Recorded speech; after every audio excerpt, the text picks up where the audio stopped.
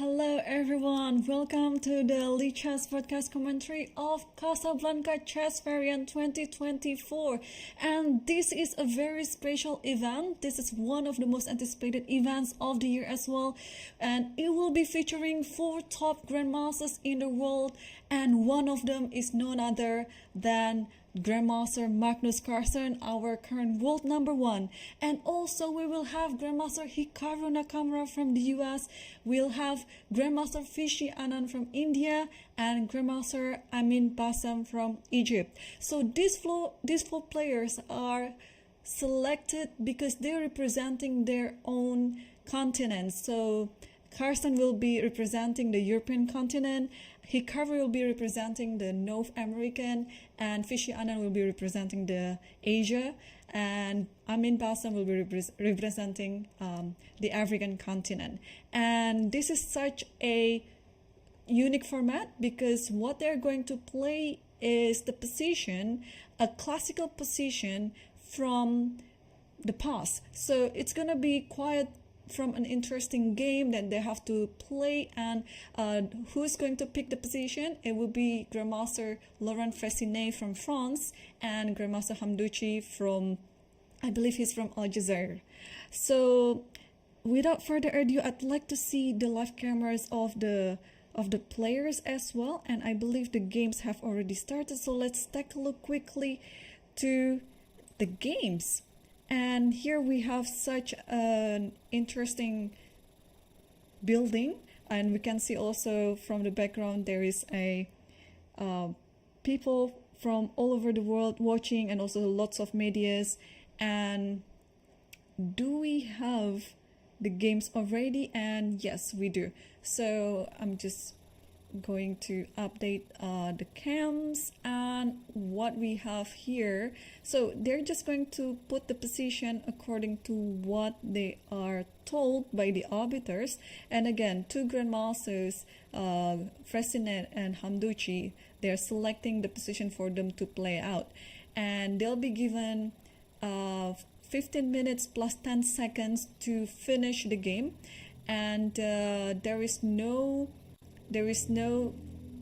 draw offer allowed. So if they are going to finish the game with a draw, it shouldn't be from the draw offer. So it should be from how the game has unfolded. Maybe it is via repetition or in insufficient material.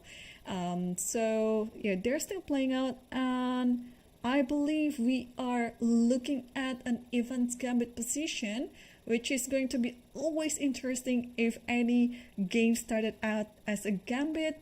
So they are probably given some time to think before the clock is started. So yeah, so before we really start the game, let's take a look from the beginning how this game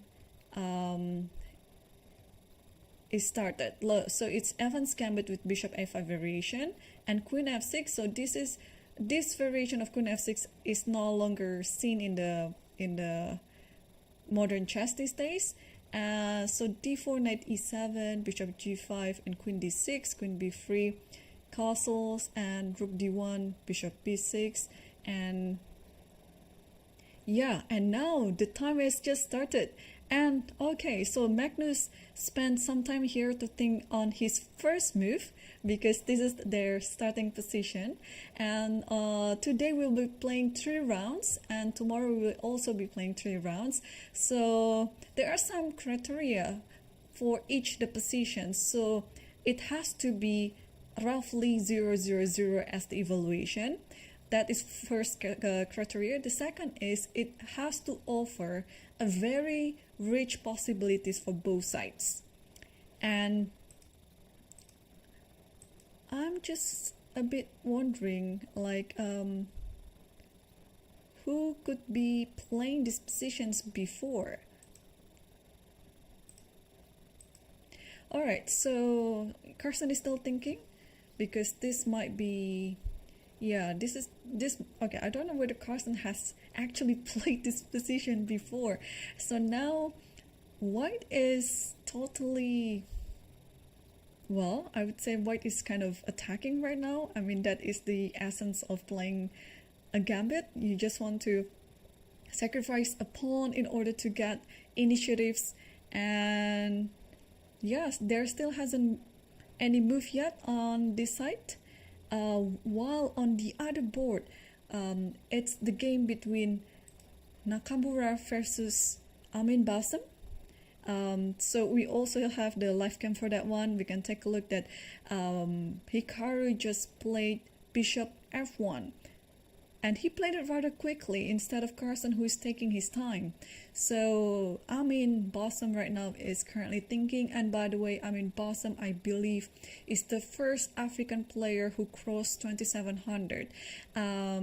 He is also a doctor, and I don't know if he's actually doing his doctor in the day job. So but because he's a very strong player as well, so, and he's been around and winning so many things. And I think the last one, I think he won the African Games, where he has won, like, I believe 3 gold medals or something.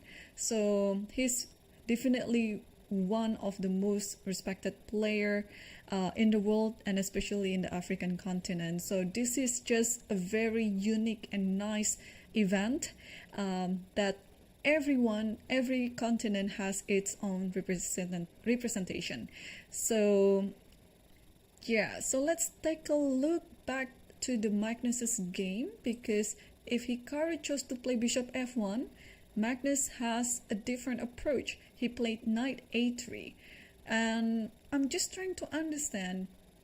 With knight a3, I can actually understand. You just want to play knight b5, and maybe this is trying to combine Hikaru's idea with Magnus's idea, that bishop f1 is kind of like the preparation for the knight to go to c4 if you want to go via a3 or via d2.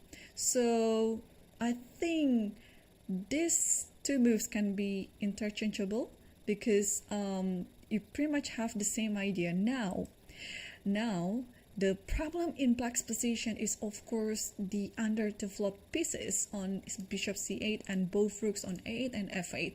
And also you can notice that the queen on d6 is kind of misplaced.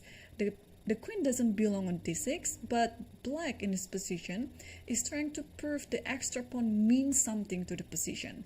So there's always some pluses and minuses when we are seeing this position. And with 15 minutes on the clock, usually it's gonna be the advantage for those who are playing with more space advantage, which means white. But we can rest assured that these players, and today Anand and Amin Basem, they are playing with black pieces. They are more than capable players to defend this position and provide us with a very interesting fight over the dominant of the white's position. So there's still no move yet by Anand in this position. And on the other board, after Hikaru played bishop f1, there are already some moves. After bishop f1, there is e takes d4, followed by c takes d4 and knight g6. So what does the trade on the center mean for both players here? I'm just a bit concerned of this queen, because now, okay, knight goes to g6. I think it's a very good preparation move for queen to b4, because in this type of position you just want to simplify as much as you can, which means every trade is to your advantage, because black is currently having an extra pawn. And in order to keep going with white in this position, white just wants to keep attacking. And if you want to attack, you have to keep pieces on the board, not trading it. So now Hikaru is still thinking, and I don't know if I want to put the equal bar so much, because this is actually the art of playing out the position from starting move number 10, actually move number 11, because also another criteria of the position that Hamdouchi and Fressinet choose is it has to be between move 10 to 15, mainly around move 11 to 12. So it has to be just right out of the opening and then coming to the middle game like this. So knight g6 is already on the board, and I believe Hikaru is currently now thinking on how to proceed with the attack. So bishop is already moved to f1, and now if we are sticking to the idea of putting the knight on c4, it might be a bit too late, because now apparently this knight on c6 is hitting the pawn on d4, because there's also another additional resources by black here, that black can play c5 at some point and not only winning another pawn, but also black is cementing the piece on the center. So this is something that white has to take into account. So does it mean white has to move any of the pawns then? With d5 or e5. If white pushes any of the pawns, let's say e5 in this position, then the queen will go to b4, and I think black will be quite happy with this one. And on the other hand, if the other one was pushed, then this square on e5 will be undermined by the knight, like knight e5, and again black will be happy with that. So I can actually tell why Hikaru is not moving yet, because this is not an easy position. And bear in mind, you only have some more, you only have like maybe now around 11 or now actually 8 minutes on Hikaru's clock to figure things out. So what to do? To be honest, I would be very sad if I move back my bishop to e3 protecting this one, but again, even if that is the case, white is still rich with all the other initiatives as well. So now the question is, either white is going to be patient in trying to guard all the pawns, or will Hikaru come up with some dangerous initiative on the board?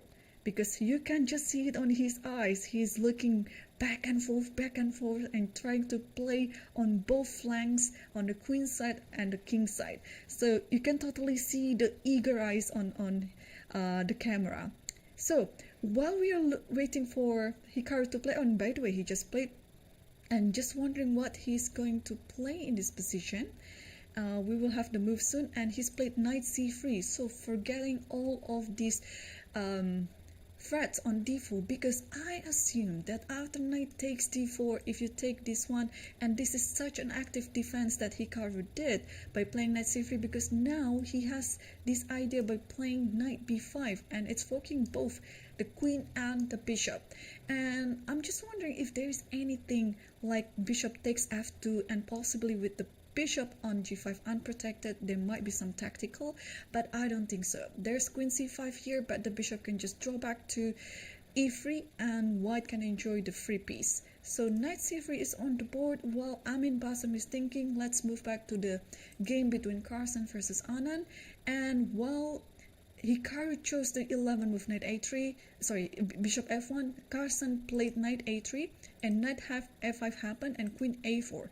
So now the question is if whether black can take c4. If black does take c4, then knight takes c4, and where the queen will have no space to keep an eye on the knight on e7, because now the queen has to move, let's say, to e6, but then after d5, black can just resign, because next move white will take on e7, and white will enjoy the extra piece. So after queen a4, apparently the bishop on c4 is untouchable, and therefore Anand chose to play knight e6, trying to improve that knight on e7 and be on the safest square on c6. And after knight e6, Carson took on e5. So this is kind of like now a free pawn, because it cannot be taken back by the queen or the knight, because now the queen is under attack. The rook on d1 is attacking the queen, and if the queen goes to c5, presumably attacking f2, but now this bishop will be just dragged it on e3 just on time.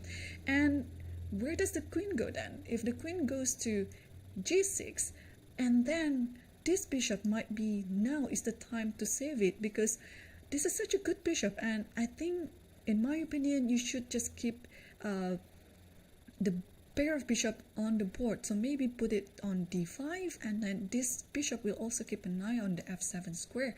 If it is going to be needed in the future too. So okay, de5 is still on the board, and I think in this position black doesn't have enough black doesn't have much of an option. It's either you put it on g6 or you put it on c5. You cannot take the pawn, you cannot do anything else, and if queen goes to c5, do I like this position? Because after bishop e3, the queen has to move.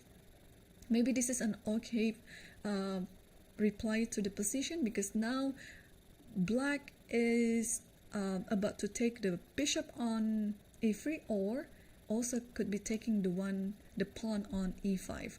So this could be like a very good provocation move to play bishop e3 after queen c5. So Anand is still thinking, and he chose to play queen c5. So now it's up to Carson on how he's going to deal with this threat over f2 pawn. Bishop e3 will be met with queen e7, and if you play bishop h4, then it means you have to be ready with knight takes e5. So this is also not really a very clear position for white, even though white looks very dominating, but still a pawn is a pawn. An extra pawn that black has in this position might actually come onto something. So queen c5 is on the board. Meanwhile, let's take a look on the other game between Hikaru versus Amin Bassam, and it looks like the position has been simplified, and after bishop f1 takes and knight g6, knight c3, knight takes d4. So this has happened. The continuation was rook takes d4, bishop takes d4, and now knight b5. Now let's figure out what is the idea. If knight takes here, bishop takes here, and knight goes to b5, this might be used as an opportunity for the queen to go to c5. This is actually the move that I missed before, because I thought there's only like one idea by taking this one first, but I think the queen can just move, and now stepping away from the pin and the fork, while also at the same time attacking the bishop on g5 and attacking the pawn on f2. So this is actually what Hikaru didn't like to have on the board, and that's why he took, after knight takes d4, he took it with the rook, because after bishop takes d4, knight b5, the knight on f3 is controlling the bishop on g5, and at the same time this knight on b5 is attacking both the queen and the bishop. So what's going to happen, I'm not too sure, because if I play queen b6 in this position, will white be happy with all these traits? Even though now white has more material, but we also have to take into account the compensations that black has in the number of the pawns here. So it's still going to be a very interesting outcome here, regardless what's going to happen. Where does the queen go? It's still going to be a mystery to us, but the queen doesn't go anywhere. Amin decided to mud the water by taking the rook on a1, and of course the move is knight takes d6, c takes d6, and now h4. So with the underdeveloped pieces on the back rank, both rooks on a8 and f8 and bishop on c8, Hikaru is seizing the time to start ahead of the attack on the king side with this h4 move, and h5 will come, and soon after this bishop will also join the party, maybe hitting the pawn on f7. So but this is still going to be a very interesting battle, because even though black only has bishop on a1 and knight on g6 that's currently out, but black also has now the time to get the things out, presumably with this bishop, maybe b6 and bishop b7. That's one thing, and connect the rooks and then put the rook on the maybe not this rook, but maybe it's the other rook. But again, this h4 move, I have so many arrows on my board, it confuses myself too. And yeah, with this move h4, it's just gonna be wow. Look at that, h5 is coming, followed by h6 maybe, and then this bishop might have to retreat a bit, but then it will also be attacking from afar. So we'll see the dynamic of this position, because again, I think this is a perfect position that was chosen for the first round. It's really wow. I just can't wait to see also the next position. But while we are talking about this a lot, let's switch back to Magnus's game against against Anand, because this has turned into a completely different nuance compared to what Hikaru has against Amin Bassam. So we saw the position after Queen c5, and here instead of bishop goes to e3 again. These top players, they didn't really care about the opponent's threat, they just go for their own idea. And here, interestingly, Magnus played rook d5 and allowing queen takes to take an f2, but then if queen takes to f2, is this just maybe just one move threat, and after king steps aside to h1, there's almost nothing on the board. So the f2 threat was not that dangerous, and therefore Carson just totally ignored it. And instead what he did was after rook d5, queen f2, king h1, queen b2 was played, and rook b1. So he went for all of the initiatives, just giving the pawn back on f2. But now look at all other pieces that white has. The queen, the rooks, they're all out. The bishops, the knight, even the pawns on e5 and e4, they're controlling the center. So this is a total domination. But this is not the end of the world yet for black, because black still has quite some material compensation. So it's gonna be up to Carson on how he's going to play this out in within 9 minutes, and he has to play like almost a perfect chess till the end.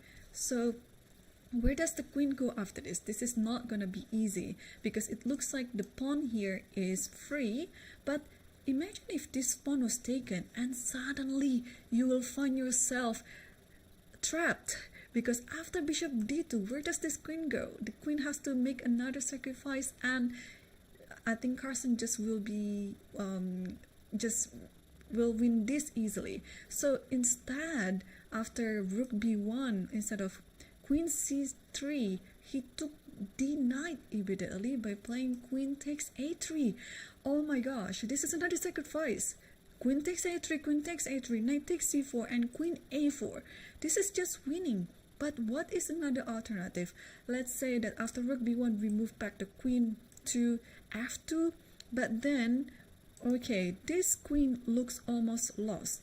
So I'm just wondering, where can I go with this? Maybe rook goes back to f1, and now the only place for the queen is back to b2, and now maybe it's the time to play something like bishop c1. I don't know. Looks like the queen is going to be trapped anyway, and Anand was just trying to create some compensation as soon as he can by taking on a3, followed by knight takes c4, and after queen a4, knight e3, and trying to get some more material as a compensation. But this doesn't seem enough, because after knight e3, rook takes b6, and after knight takes d5, now Carson is still thinking. So if the rook is being taken back on b6 by playing c takes b6, and of course now white will take the knight on e3. So that is why it is good to play another idea, that is taking on d5. Now there are two options here. Magnus can just sacrifice the rook again on e6, followed by taking on the knight on d5. But also, in order to maintain the strength in the center, he can also just pull the rook back to b3 and asking the question, where does this knight go? If the knight goes here, then maybe it's time to reroute the queen to the other side of the board. By playing queen b5 and queen e2 maybe, but no, he chose to just clarify the position by taking on c6, and now Anand has two options on how to take the rook back, with the b pawn or with the d pawn.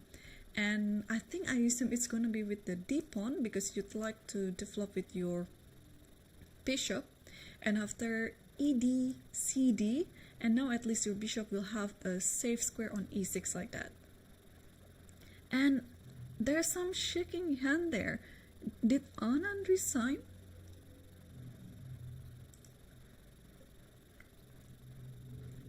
Yes, he's resigned.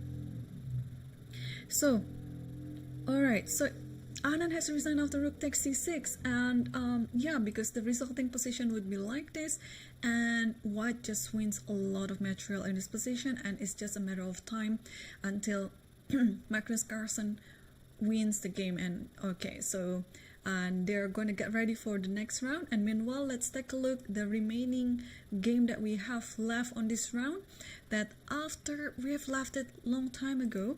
After this, bishop takes d4 and then takes on a1, takes this and takes this, and h4. Yeah, we saw this position after h4. And here Amin is trying to solve his problem, his development problem, especially with this bishop on c8. So he played d5. So if d5 was taken, let's say with the pawn like this, I guess he's going to play d6, so that this bishop can be out on this diagonal, maybe to d7, maybe to f5, maybe to g4, and connect both of the rooks. And Hikaru tried to stop it by playing queen d1 after d5. And now the question is, where does this bishop go? Because it's going to be quite awkward for the bishop to go. Let's say the bishop goes to c3, and maybe it's time now to push the h3, the h4 to h5, and maybe also it's time to keep hunting the bishop. And oh, it is, yes. So the bishop went to b2, and Hikaru tries to keep hunting it by playing queen b3, and bishop goes to a1, and queen to b1 now. So there's only one eligible square for the bishop, that is to c3. And then if this bishop remains being hunted, eventually after maybe queen c1 in this position, it has to leave this diagonal. And maybe this is what Hikaru was trying to do. This is all his intention, to get rid of this bishop out of this diagonal. Because what might happen if after bishop a5, so maybe it's just h5, and the knight doesn't have a good square to go. The knight has to go to h8, and this is such a sad square for the knight. So if the bishop stays on that diagonal, it means the knight can go to e5 and try to offer another trade with this knight. So assuming in this position before that, after queen b1, bishop c3, and let's say you play h5 in this position, there is one good square for the knight, that is to e5, and it means that well, the knight might be traded with the other knight, but at the very least, this knight is not gonna be a very passive knight. So that's all the reason why Hikaru keeps hunting this bishop, is because he just wants to simply push h5, and this knight has to be resorted back to h8, a very sad square. And presumably after that, white is just going to stand much better. So after queen b1, bishop c3, he indeed played queen c1, and now again there is no other eligible square for the bishop to go on this diagonal. He cannot go here, he cannot go here. Well, technically he can, but it's just gonna be quite a bad looking move, or even close to losing move.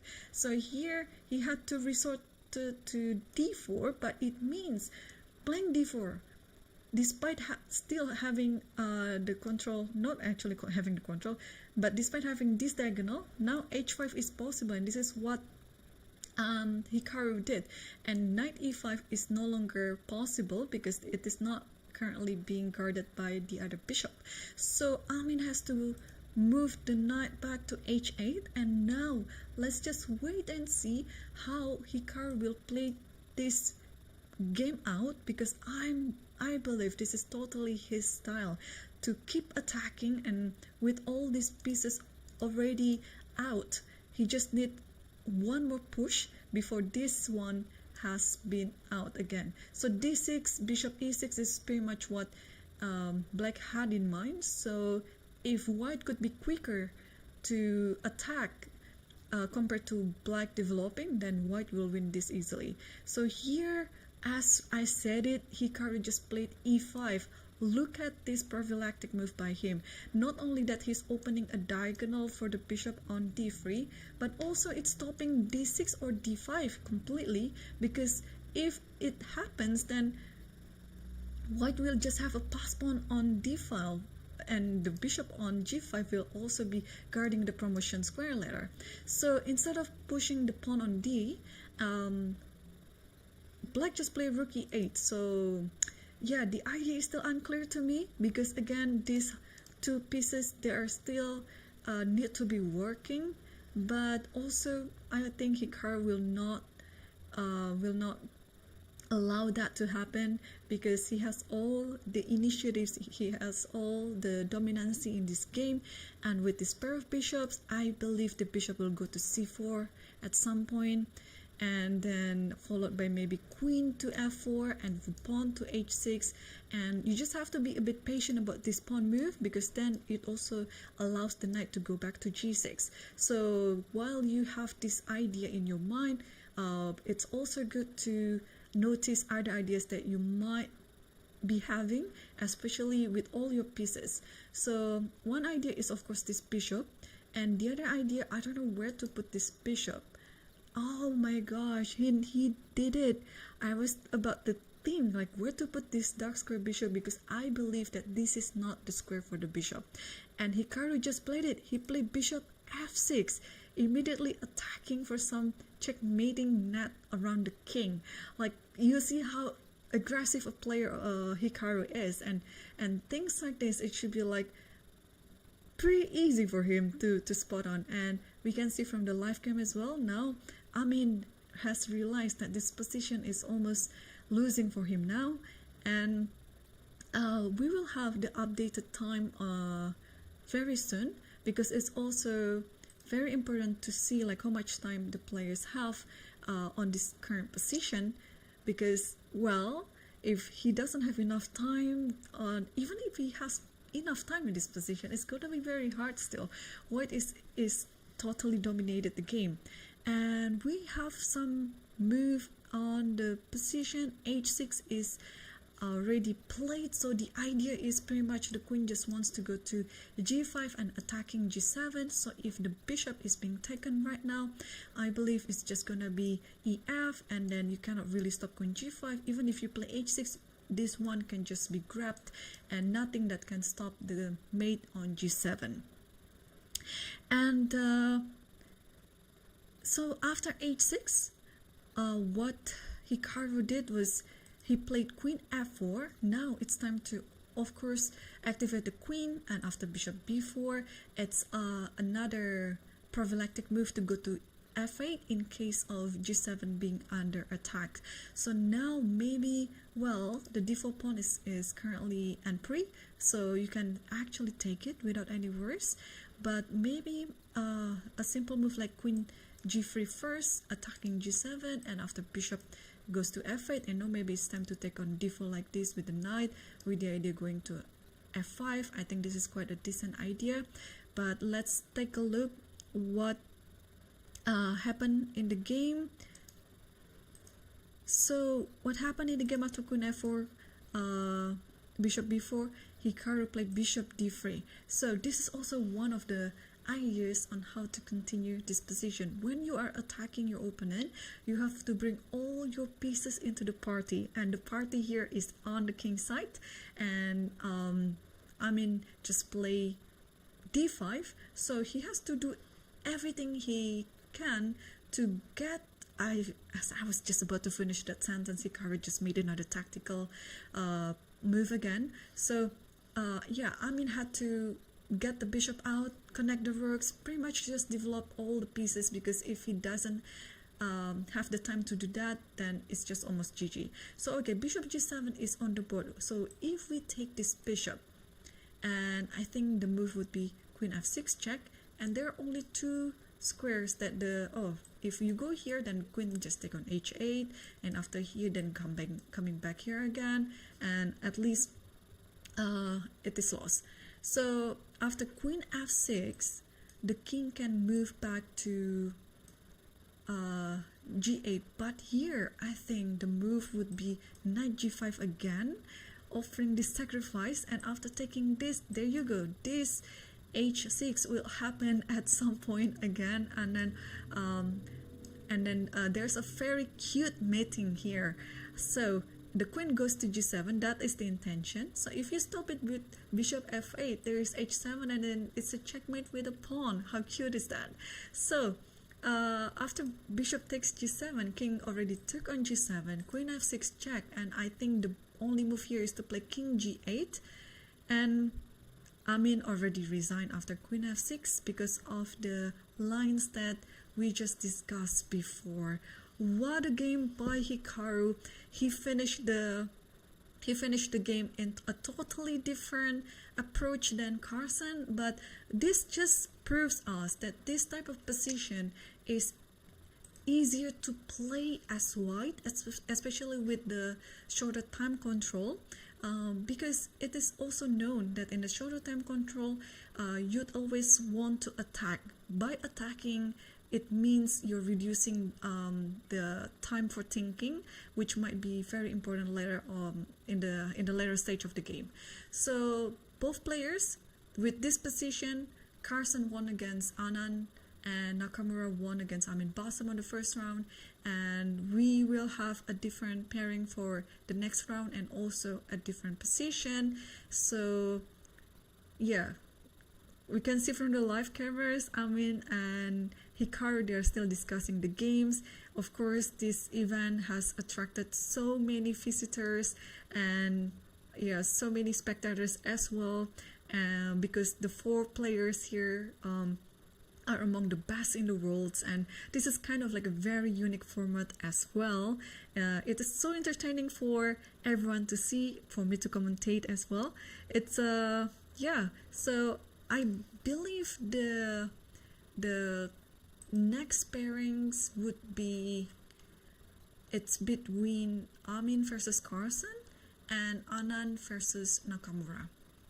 So it's gonna be played 45 minutes after the first round, so it's gonna be quite soon. So stay tuned with us. I'm just going to take a break, but you can enjoy the live cams on what's happening right now on the playing hall. Stay tuned, and we'll be back very, very soon for round number 2.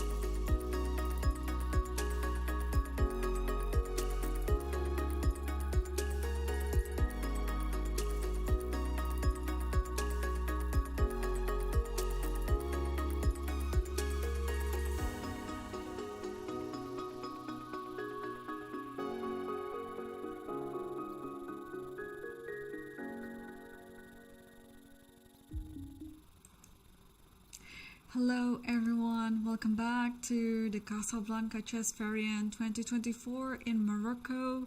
And while players are having their break, I was going to analyze the game that we're going to see. The game that we just saw. So we're just going to put it briefly in our analysis board.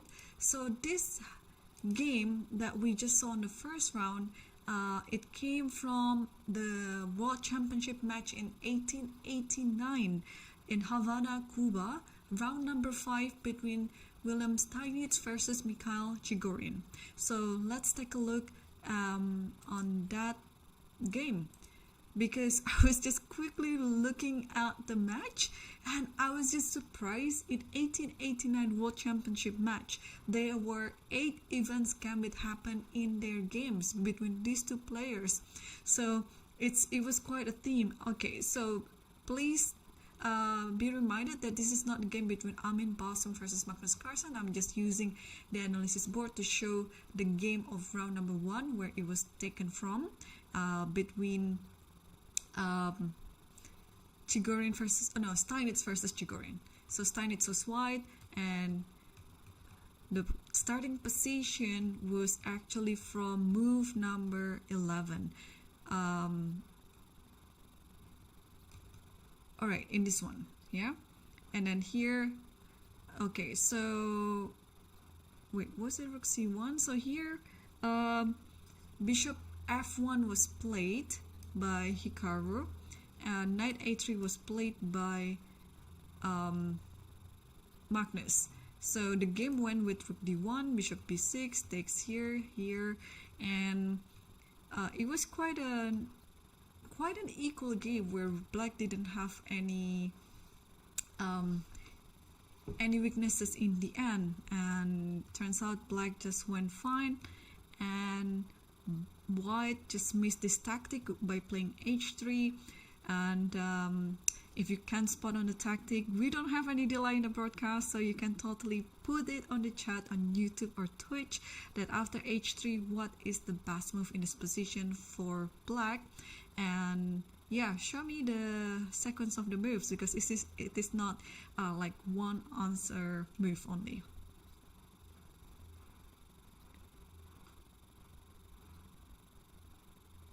So yeah, so while the players are having their break, it will be about 12 more minutes until the second round, and the players will also choose the positions. They will be given 3 positions to choose from, and they will pick one. I don't know, maybe by voting system, because we have 4 players, and the highest number of voting of a particular position that will be chosen to be played out for the second round. So I just took a look from the positions that might be able to be our position for the second round, and those 3 look really interesting.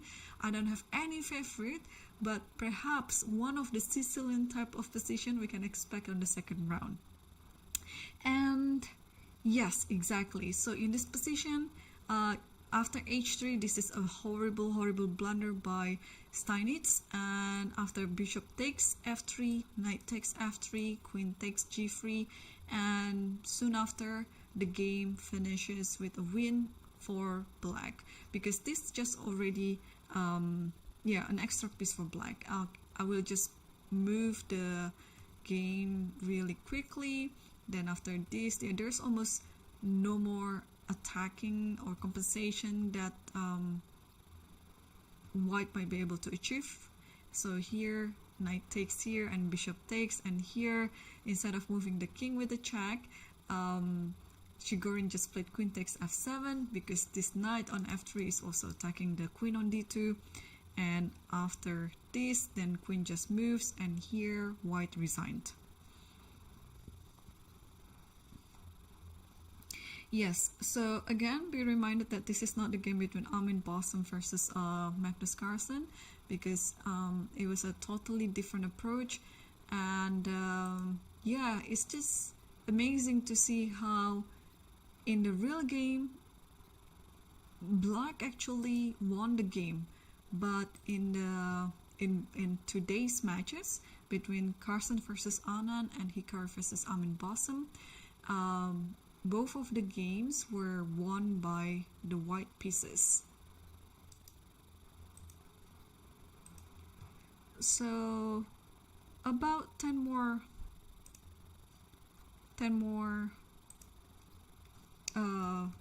minutes to play.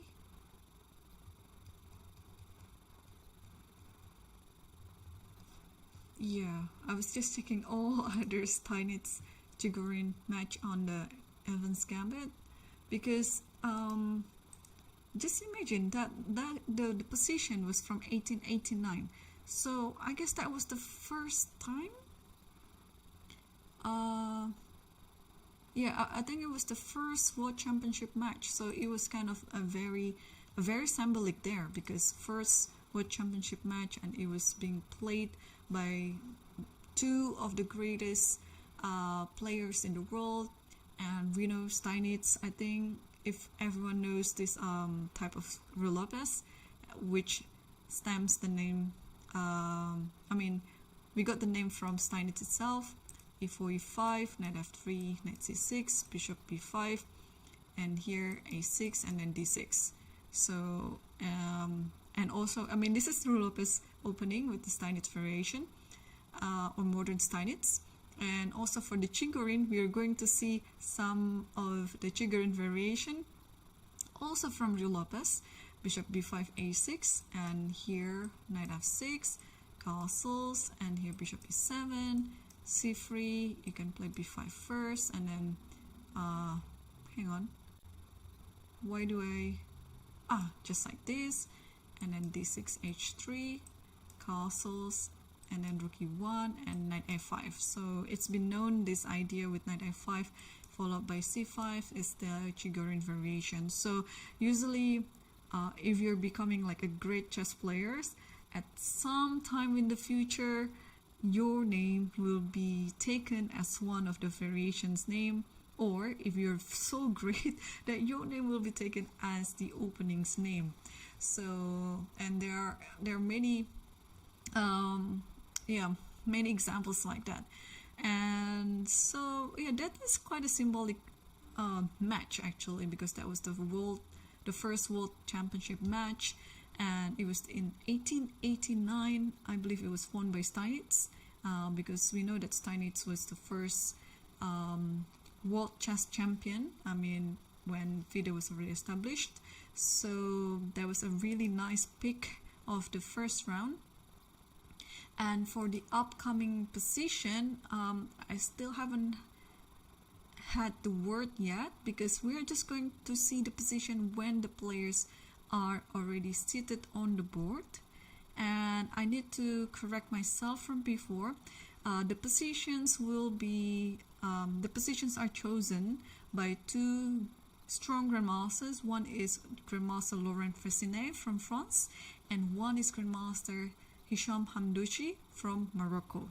So they will be preparing about 18 positions, and every round there will be 3 positions given to the players for them to choose one. So we will not know yet which position that we're going to see for round number 2. We will just know it just like a minute literally before they're gonna play, because they will play all the moves that is coming from the paper, and then we will know which one. But so far I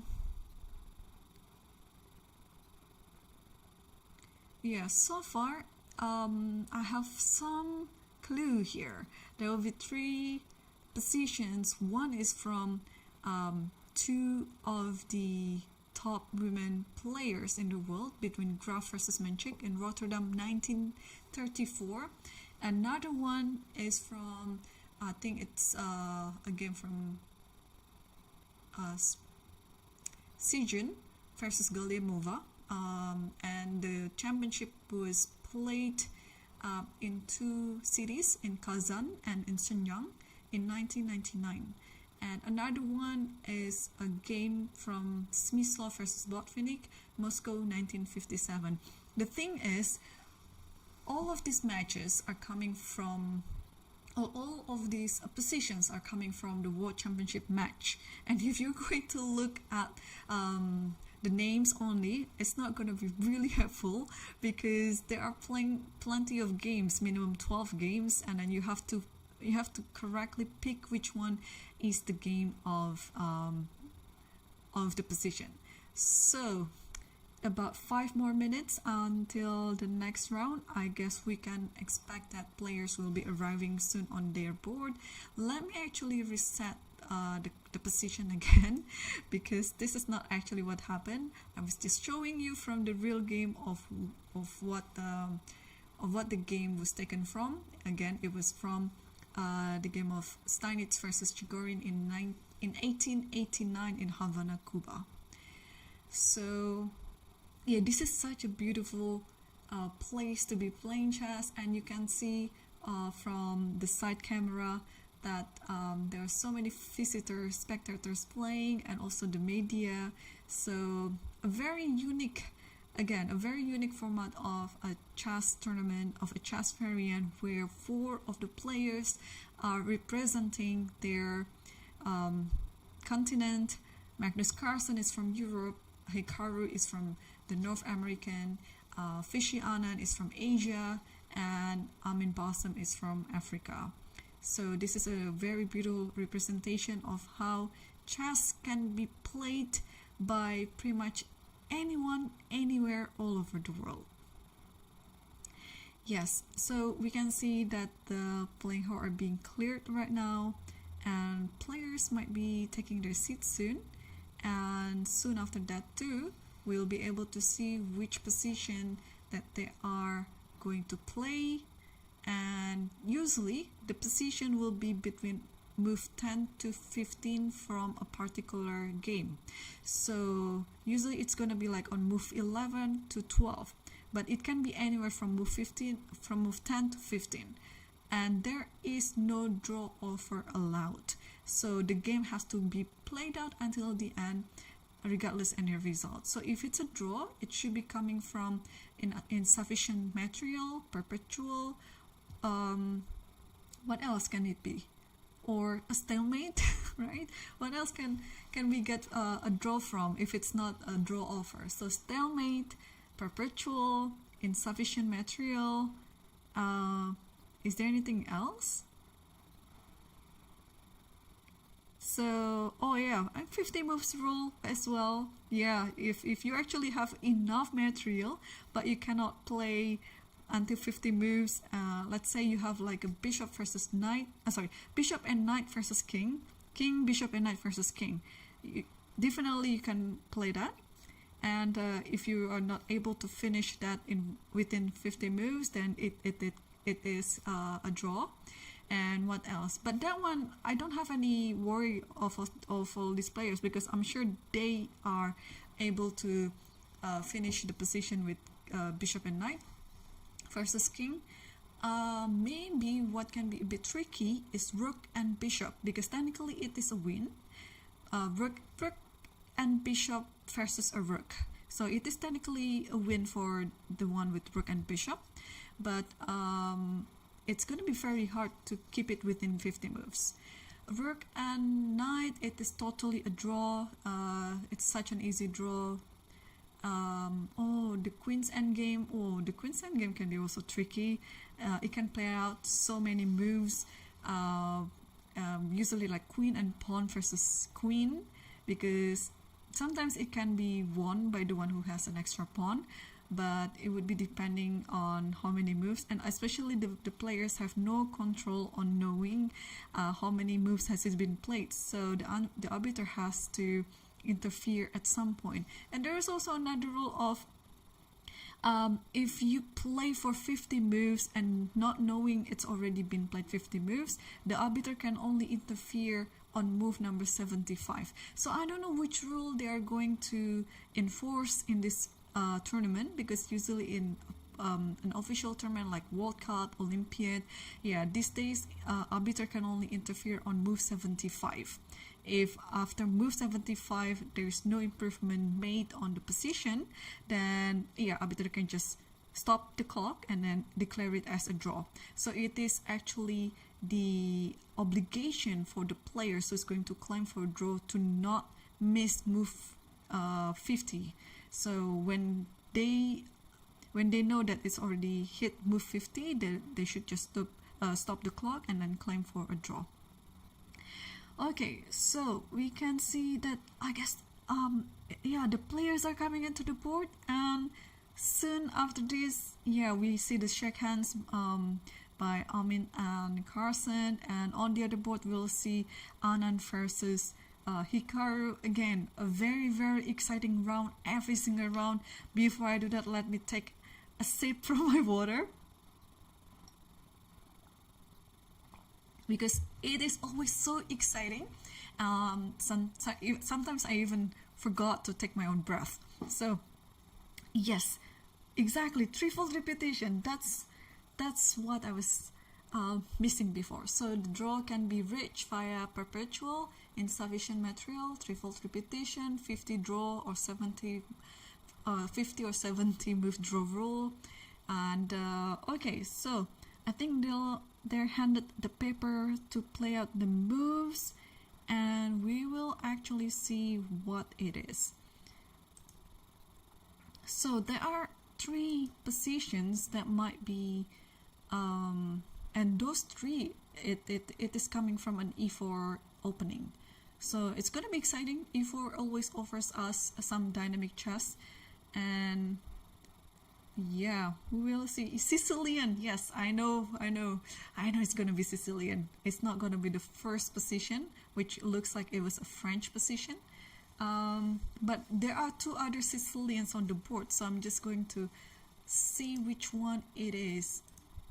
So this has happened. This can transpose to any sort of okay. All right. Yes, so I have a strong belief that it's gonna be from Sijun versus Galiamova, and it is. So yes, yeah, I took a peek of the potential positions before, and I feel like it's gonna be board number 2. Or position number 2, because it looks like it gives a very balanced chances for both white and black. So what we are seeing right now is a position from a women's world championship match between Sijun, a very strong Chinese grandmaster who has won multiple times women's title, versus Alisa Galiamova, and this was played in Kazan, Shenyang. After the stream, I'm going to find out how the game was played out and which round it was. But now the players are given some time to think. They're given some initial time to think before the time has started on the clock.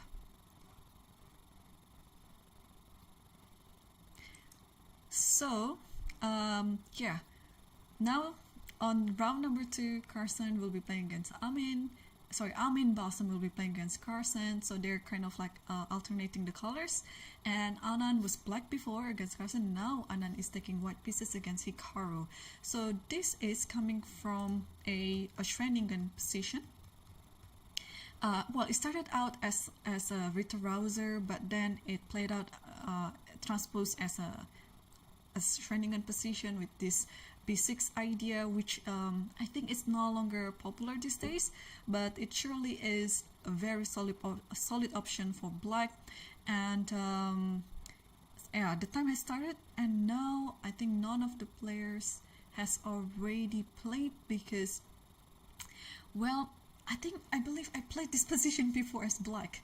So bishop f3 is chosen by Amin, while okay, so bishop b7 was the last move. So bishop f3 is the starting move, yeah? So they start now on move number 12, bishop f3. And what about Anand? What did he choose? So he's still thinking. So Anand is still pondering on how to continue this position. Bishop f3 looks very natural, just what Amin had chosen, but also the same goes with the rook to ad1. Yeah, you just want to try to exploit the fact that the d6 pawn is kind of like weak. At some point, you might actually combine these two ideas, or both played bishop f3. So this is obviously a very natural looking move and a very decent move as well. So no wonder both players chose it. And I don't think Carson or Hikaru has played their move. Let's switch back to the Amin's game. And oh, Carson played d5. So this is like a very direct approach, trying to simplify and asking the question to white, what are you gonna do after d5? So now the e4 pawn has to do something. I don't think it's gonna be taken here, because this will just simplify everything and it's gonna be good for black. I mean, black doesn't have to worry about things anymore. But again, if you play a move like e5, you have to be ready for all sort of the type French defense position when e6 might happen at any point. But of course here black will try to prioritize the move like bishop c5, anything to do around this flank.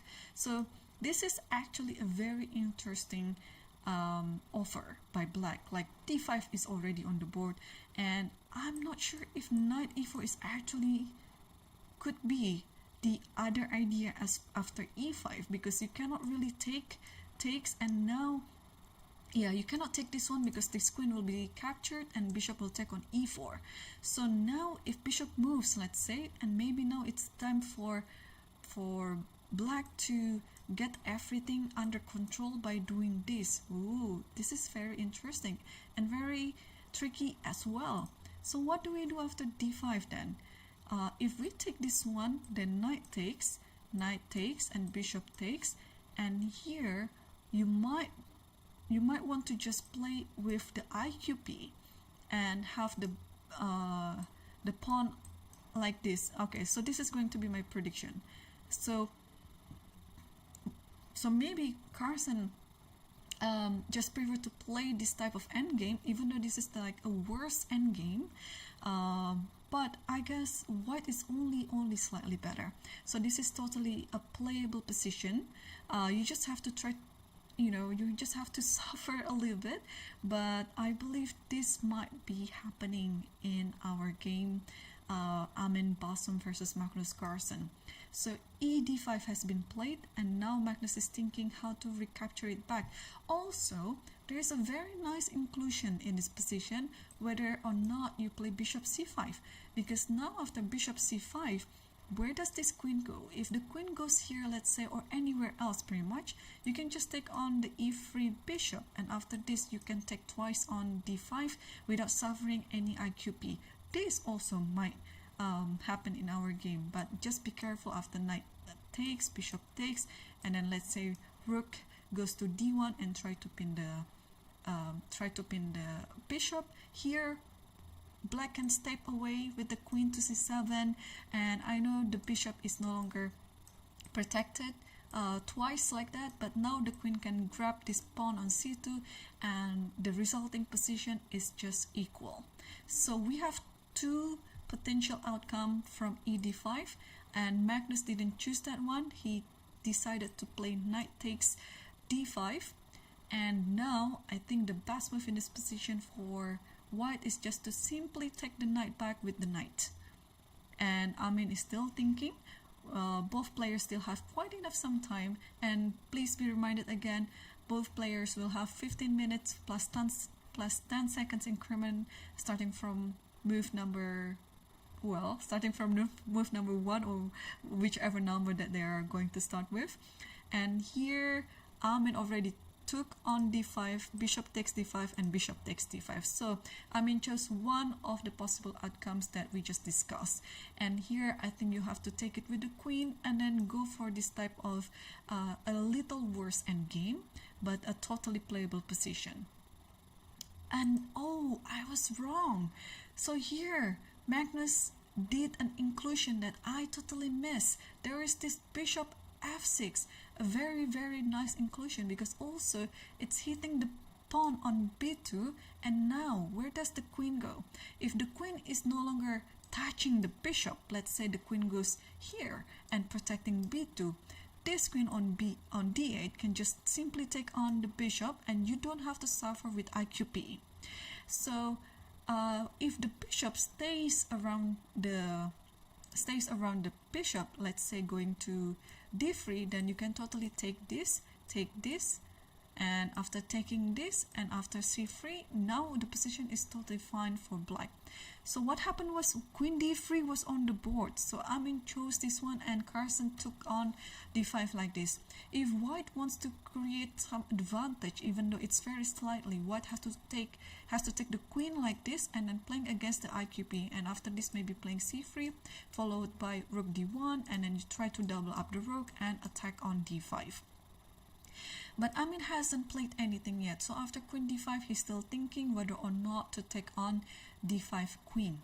But if he didn't take on d5, then this is going to be the next move by Carson. So I think it's almost certain that he has to take. We still don't have the move yet, but it's gonna be yes, and he took it. We can see from the live cam he took the pawn, so this has happened. And now I assume the next move will be c3, because you have to stop this diagonal on the bishop. And I don't see what else to be played other than c3 here. You might want to play this, but I don't like it at all, because of d4, bishop moves, and then rook, whichever rook goes here, and then attacking c2. You don't want this to happen. So you have to also not only you stop the bishop from attacking the b2 square, but also you stop this d4 followed by rook c8. So c3 is almost a forcing move in this position, in my opinion.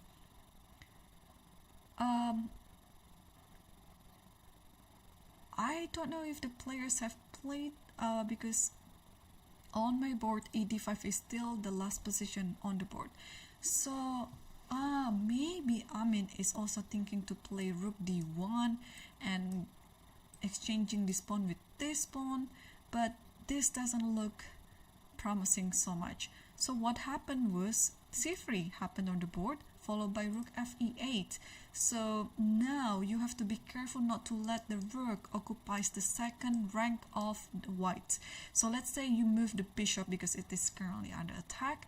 Let's say you move it to f2, and there will be rook e2 followed by rook e8. Okay, assuming that you're going to protect the b2 pawn like this, and then there will be another rook like this, and you are left with a worse position. So after rook fe8, it is very important to be careful about it, and maybe play rook fe1 and then try to just protect the bishop in that way, and probably bring the other rook to attack the d5 pawn. So this has simplified a lot. So let's take a look on the other match between Anand versus Hikaru.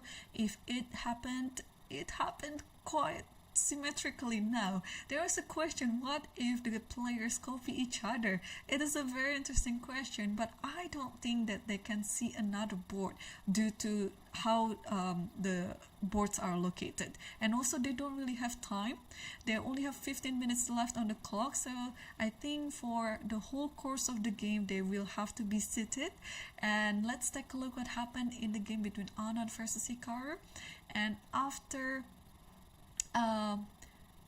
bishop b7, this is the starting position. Anand played bishop f3, d5, so this is pretty much the same, takes and takes here. And after taking here, the difference is in this position Magnus chose to play bishop f6, while here Hikaru played bishop c5. So those two are a very nice inclusion that promises black to have a very equal position. So as we know, I think in the starting position white has a slightly advantage there. White was slightly better, but after all this simplification we can rest assured that this is pretty much an equal position. So my prediction would be we will see 2 draws from these 2 games in round number 2. So while Anand is still thinking what to do after bishop c5, let's move back to the game between Amin versus Carson. And here after rook fe8, yes, Amin protect the bishop with the rook fe1, And rook a8 is already on the board, and now if we're going to move a very natural looking move, rook ad1, you just want to develop your piece in such a manner like that. So here the move might be to connect with the idea of rook ac8 is to play rook c4. You might be asking the question, what's up with this pawn on d5? Well, if you take it, unfortunately this pawn is also hanging, but this position is, again, it's very equal. But I think in this one you have to be careful not to lose on the back rank, because, well, this bishop is currently underpinned. You cannot take here because rook takes e1 is just a checkmate, so you have to be careful. But if you kind of trying to protect your back rank by playing h3, it's a very natural looking move as well. Oh, but be careful, there is this one, rook fe4 attacking the e3, and then if you go something like this, then there is another additional pressure pointer here with bishop g5, and then you will be losing material after this. So Amin is still thinking after rook ac8, because apparently rook c4 with the idea of taking this, or even just to park the rook on e4 and pressuring the bishop on e3, this is already such a winning idea. So it is very important to notice what your opponent has in mind, what idea might be your opponent's idea. So here g3 is on the board. It's a very multifunctional move. Not only that it protects f4, but also it strengthens the back rank of white, because now you don't really have any back rank problem anymore. The king can always escape to g2. So I like this move a lot, because now if there comes a move like rook to c4, I think now you are in the right time to play move like bishop f2, stepping away from the e file, while also your f4 pawn is now under protection by the pawn on g3.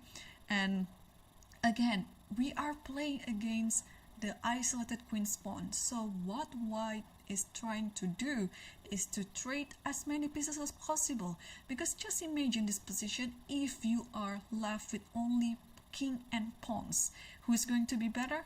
Of course white, because white has the better pawn structure. So both players, they have to be reminded themselves about all these type of principles. And now Carson is still thinking after g3. So let's switch back to the other game between Anand versus Hikaru, and it looks like everything has simplified a lot. We are getting closer to my prediction that we're gonna see 2 draws in this round. It's no surprise, because with the choice of the 12th move, literally the starting point with d5, it already shows that black just wanted to simplify everything without any problem. Because also, if you don't play d5 immediately now, let's say you play a little move like rook c8, this also is a very common move in this type of Sicilian, then white might be just in time to play rook ad1 and stopping your d5 idea. And if this keeps happening, then white will maintain its slight advantage till the end. And now we see from the camera that Magnus is walking around, absolutely not worrying a lot of his position, because this is just a very equal position. And of course, he doesn't give so much interest to Hikaru's position, because it is the same. It's literally almost the same. It even has less pieces on the board. And after g3, Carson played king f8, and Amin finally played this move, rook ad1, and now d4. This is also a move to watch out for, because then the rook on c8 is actually eyeing to be on the c2 square, where it is known, it is one of the biggest principle in the rook endgame, that your rook just want to occupy the 2nd or 7th rank, depending on the color of pieces that you have. So d4 is already on the board, and now if we are taking this pawn simply like this, then maybe rook takes here, take here, take here, take here, and rook c2. So the inclusion of king f8 before the pushing of d4 is of course to stop the mating idea on the back rank, but also at the same time it prevents the rook from entering the 7 rank. So this is a very nice idea by Magnus Carlsen. And now if the number of pawns are going to be equal, only black stands better. So here Amin has to play quiet, bravely, not to lose this on the spot, because now even though white has an extra pawn, one of the pawns will be fallen anyway. So d5 is already played, so actually what I just analyzed on the board, it happened on the game. So d5 is played, so now let's calculate what happened after rook takes b2. If rook takes b2, it is possible that this one will be pushed. The thing is, if you take this one, then it's gonna be almost GG, because d7 and then it's gonna be a mate on e8. So it's very important not to be so greedy when you are being offered a free pawn. So here after d6 you have to play rook d2, but after rook d2 then this rook finally comes to the back rank like this. So let's take a look at the game, and oh, it happened actually. Alright, so rook e7 was already in the game, and Magnus tried to save the pawn by playing a5 and rook d7 and a4. And after a4, sorry, rook d7, f5 first, and a4. So again, this is a very drawish rook endgame, but there's some little twist in it, because usually we don't really have this pass pawn on d6 before, and the rook is kind of stuck, but so is the king. The king cannot really attack the rook because the pawn on g7 and later on h7 will be hanging, so the king has to be there protecting the pawn. And Magnus just played h5, trying to save one of the pawns if things like that happen. So maybe after h5 the move will be g6 followed by king e8, so that whenever this rook attacks any of the pawns, all the pawns will be on the 6th rank, and at the same time this rook will capture the d6 pawn and everything will be protected. So white really has to be careful in this position not to lose anything. So king g1 is already on the board. So we can say that in the rook endgame it is important to also put your rook into an active mode, and we can totally tell the difference between these two rooks, the rook on d2 and the rook on d7. One rook is active, one rook is passive, and Amin only has this option of moving the king, because if the rook moves then it will only help black's position. Let's say the move rooks to d8, the king will go to f7, and it's actually getting closer to this pawn. So the rook has to stay on the 7th rank and not moving anything, and at the same time only the king can move. So while Amin has limited sources of moves in this position, at the same time Magnus has to find all the good moves in order to win this position as well. So now what happens if, let's say, Magnus tries to get to the pawn on a4 like this? So once the rook steps away from the d file, this rook can also move. So maybe in this one it's time for the king to also be improved, and when the rook moves like this, now this rook can move to this rank, and black has to be careful. If you just protect this rook simply by playing rook b4, then it is just check, king f7 and d7, and black loses the game. So again, important not to be very greedy. So now if rook d4 happens, yeah, white can just now finally improve the position of the king by playing king g2. But Magnus played g6, so this is already another preparation, and when the king doesn't have anywhere else to go and where the rook has to go at some point after king e8, we can take d6, and by doing so you're protecting all your pawns on the 6th rank. And what happened was rook d8 check, because here white didn't have any other option to keep wasting the tempo. Rook d8, king f7 and d7. So this also forces white to, well, now now the rook doesn't have any other square to go, but this d7 move allows white to move the rook to b8 and capture this pawn. So from earlier on, I think white is ready to trade any pawns with this d7 pawn, because this d7 pawn, although it is a pass pawn, it is quite weak. It can be captured soon by the rook or also with the king. So now it is up to Carson. Of course, a draw is a very obvious result here, but a player like Carson, he would like to give more twist into the position and perhaps not making it easy for his opponent to make a draw. While at the other board, Anand versus Hikaru, we also have another pawn end game. So the last move was rook b5. So if this happens, sorry, I'm trying to understand what is going on. Can you just take and then pawn move to b2? Isn't it just okay? It will be 3 versus 3, but okay, it's like 3 versus 2 and one extra pawn on the other side. So what happened? I will just put it quickly from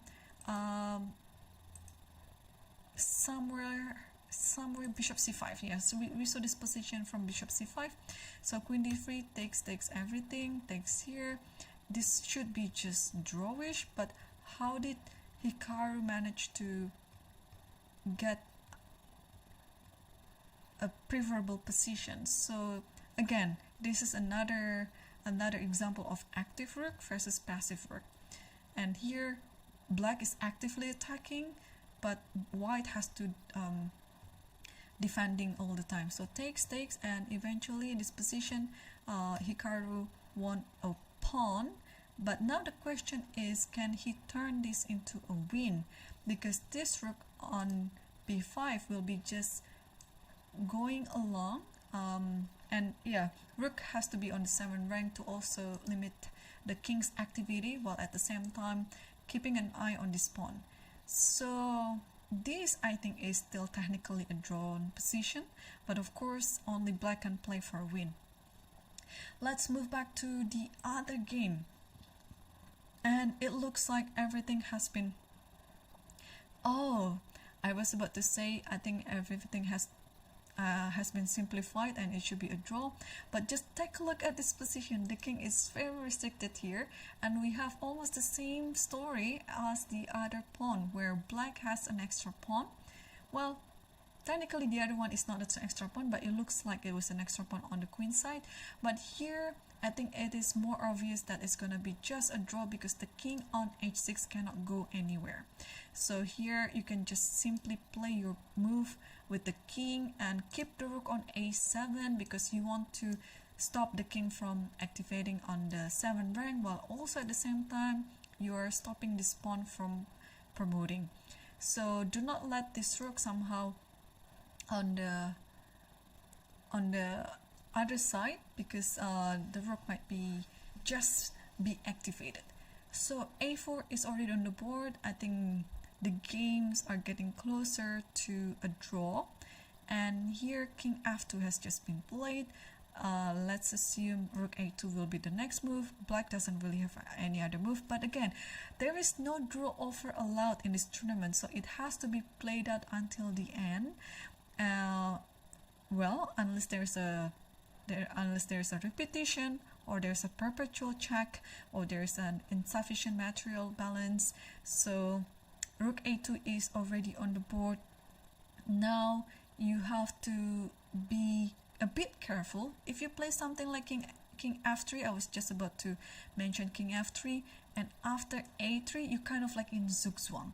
You have to move your rook here, because if you move your king like this, actually you might be able to do it, because I thought there is rook g2, but then the king can just move back to f3. But this is going to be a little bit of a risk, so that's why Amin didn't take that risk and just play king g1, a3, king f1, rook a1, and king f2 again. As long as after a2 you have to move back to g2, not to lose the idea with rook h1 and rook h2. So, and they apparently yeah, they apparently make some repetition of this and they agreed for a draw. So let's quickly take a look at the remaining game between Anand versus Hikaru. This looks like almost drawish as well, getting closer to my prediction to have two draws today. Ooh, King E8 was just played. Hikaru is being very tricky here.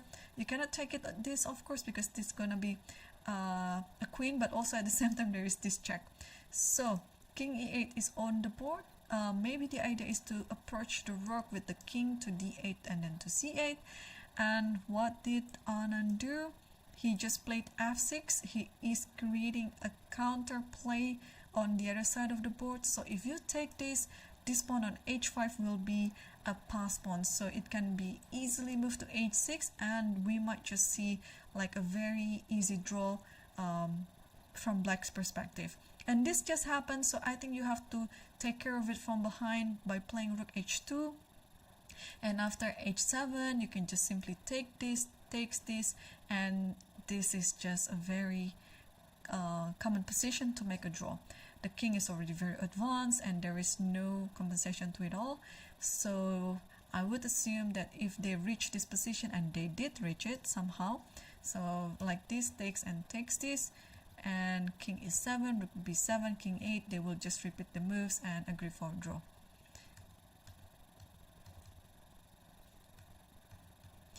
And yeah, just one more repetition to play. Oh, king e6 trying to attack the checkmate. This is so funny, but of course Hikaru didn't allow that and play f5, and you just have to take, and then you kind of like now didn't repeat the move, but instead just simplify all the pieces and it's a draw.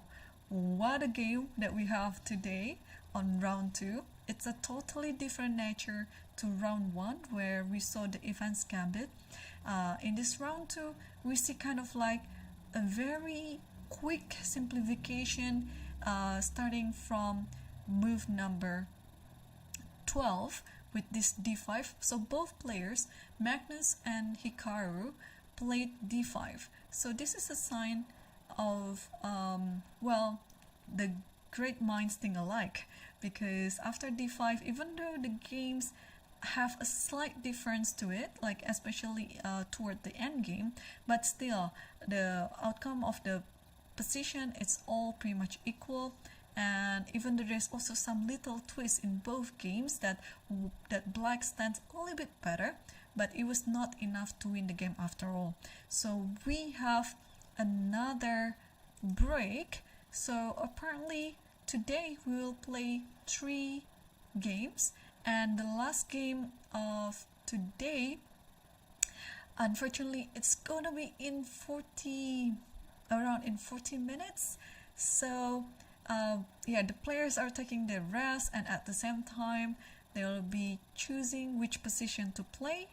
And I think we'll be back before the next round to analyze what happened in the real game between Sejun versus Galiamova from the Women's World Championship match in 1999 in Kazan and Shenyang. So stay tuned, because the event is not over yet for today. We still have round 3 coming up soon, and I'll be back before the start of round 3, so stay tuned.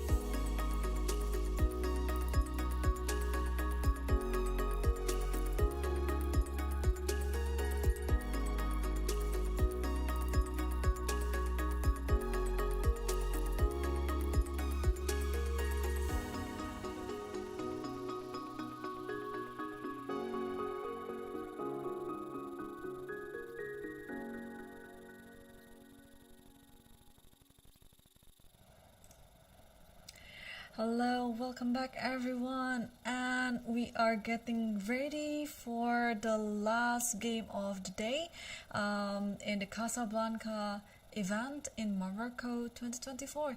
This is a very unique format that all the invited grandmasters are very happy to be able to take a part, and we have four representatives from four different continents. Magnus Carlsen is representing the European, and Hikaru Nakamura is representing the North American. Vishwanathan Anand is representing the Asian, and the last one is Grandmaster Amin Bassem from Egypt, representing the African countries. And today we already had two games, and the first game was from the game of William Steinitz versus Chigorin from the World Championship match in 1889 in Havana, Cuba.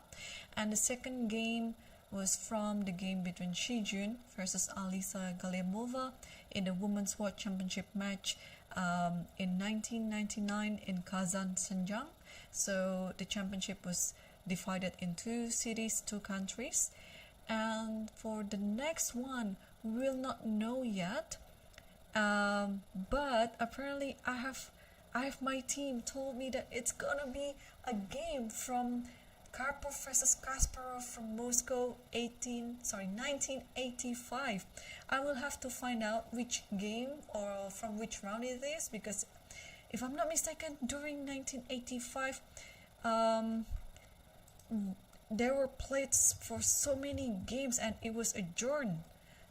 So after the game I will try to find out which one it is. So we will be seeing the position soon.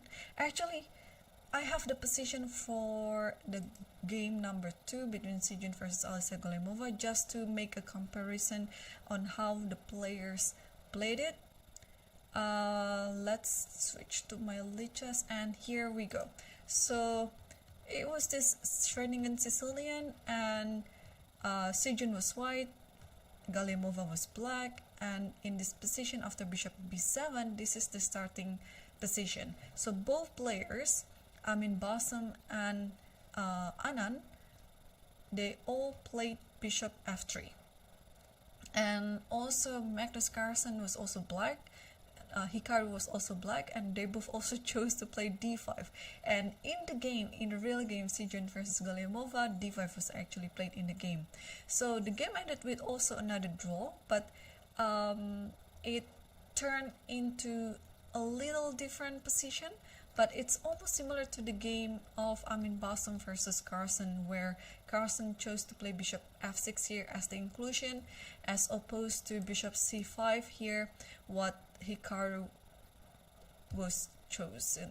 And after bishop f6, queen d3, takes on d5, takes on d5, and c3, yeah, this is pretty much the same, but in this position, Carlsen played rook ac8 with the idea of going to rook c4, and also additionally this d4 idea was what happened. In this position, Galimova played rook e4 and king g1 and g6, and the rook goes to d1, d8, and yeah, it looks very similar without any sort of complication. The position looks very close, even though black looks like kind of dominating, but it not meant anything, because white would just wait, and white doesn't also have any weaknesses in his position, so white could just repeat or playing around the moves comfortably without risking anything. And the game played on like this, with some of the bishop moves, and after a4 bishop moves back to f2, and like this, and then yeah, it's pretty much just equal. And eventually after rook e d1, both players agreed for a draw. So we can tell from position for round 2 here that even though the game ended with a draw, black has some more initiative compared to white. In the end game, when everything was simplified, black stands a little better, even though it's not really enough to win the game. So, and both players, both games of today's round two, they ended with a draw. And for the game for round three, it's going to be quite interesting because the game that was chosen was between Karpov versus Kasparov from the match in Moscow 1985. I have to put my chess piece soon, so that we can actually commentate ahead of how the game went. 1 second, bear with me, guys, because I remember it was such a long match and the position came from a Sicilian position.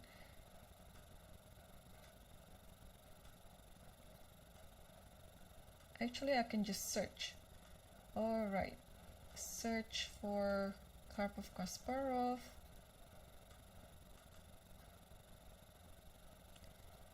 Yeah, 1 second.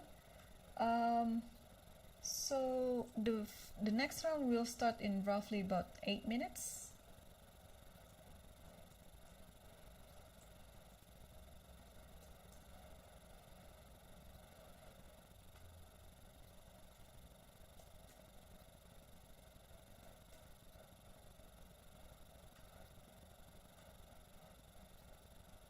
Yeah, there are plenty of games, even when I put like Karpov Kasparov with that color. I can have it here on my database for 18 games.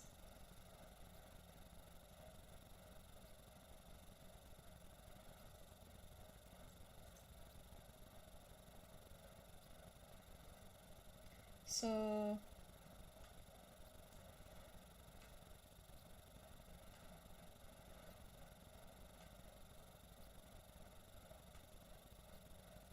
let me scan it quickly which one it is.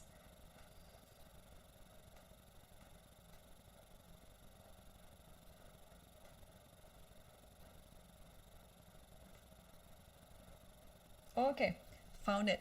So it's game number 14, Karpov Kasparov game number 14, and the position that will be played will be like this. So let me just, yeah, I put it on different computers, so I have to keep switching my head like this. It will be e4, c5, knight f3, e6, d4 takes.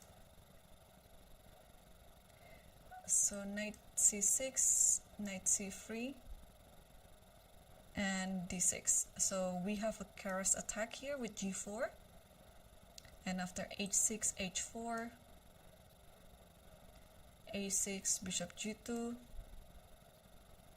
and I have to stop at some point.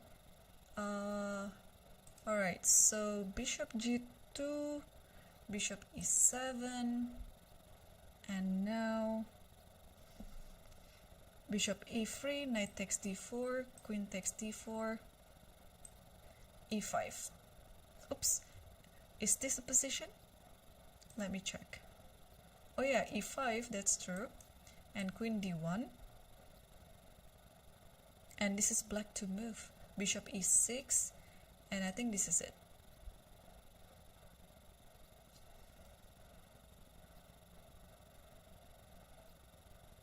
Okay, yeah, I think this is it. And yeah, this position, it is white to move right now, and well, the players are gonna get ready. On the right camera, it's actually Grandmaster Laurent Fressinet from France. He's one of the panels who is selecting the positions for the players. So the players are given 3 positions for each round to choose from. So they're gonna go by voting system. So which position that gets the highest number of votes, that one's going to be chosen. And yeah, I think in about 3 to 5 minutes we will see the players coming to their board and will be seated. So what we have or what I have right now on my analysis board is the starting position for round 3. It's between Anatoly Karpov versus Garry Kasparov from their World Championship match in 1985. Game number 14. Yes, game number 14 on the 10th of October. So it's going to be interesting to compare as well what they have and what they're going to play. And in the game itself, Kasparov here played knight d5. So I will just put a little more move in this position. Knight d5 followed by rook c8, c3, and knight f6. So this is what happened in the game. And knight takes e7, queen takes e7, and then g5, hg, hg takes on h1, bishop takes h1. Yeah, knight g4, bishop d2.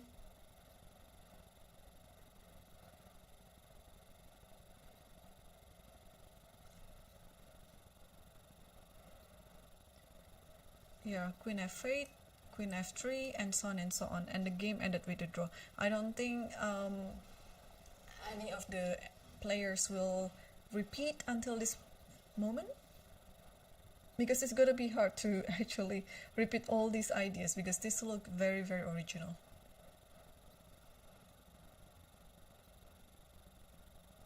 Okay, so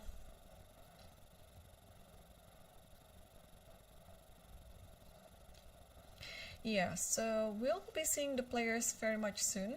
And again, this Casablanca variant, we'll see round number 3. And tomorrow we will continue with round number 4 until 6. But tomorrow we'll have a later schedule, like 3 hours later than scheduled today.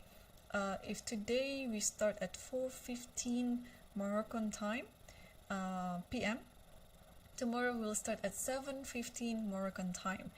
And let me remind you that the games should not be concluded in a draw offer.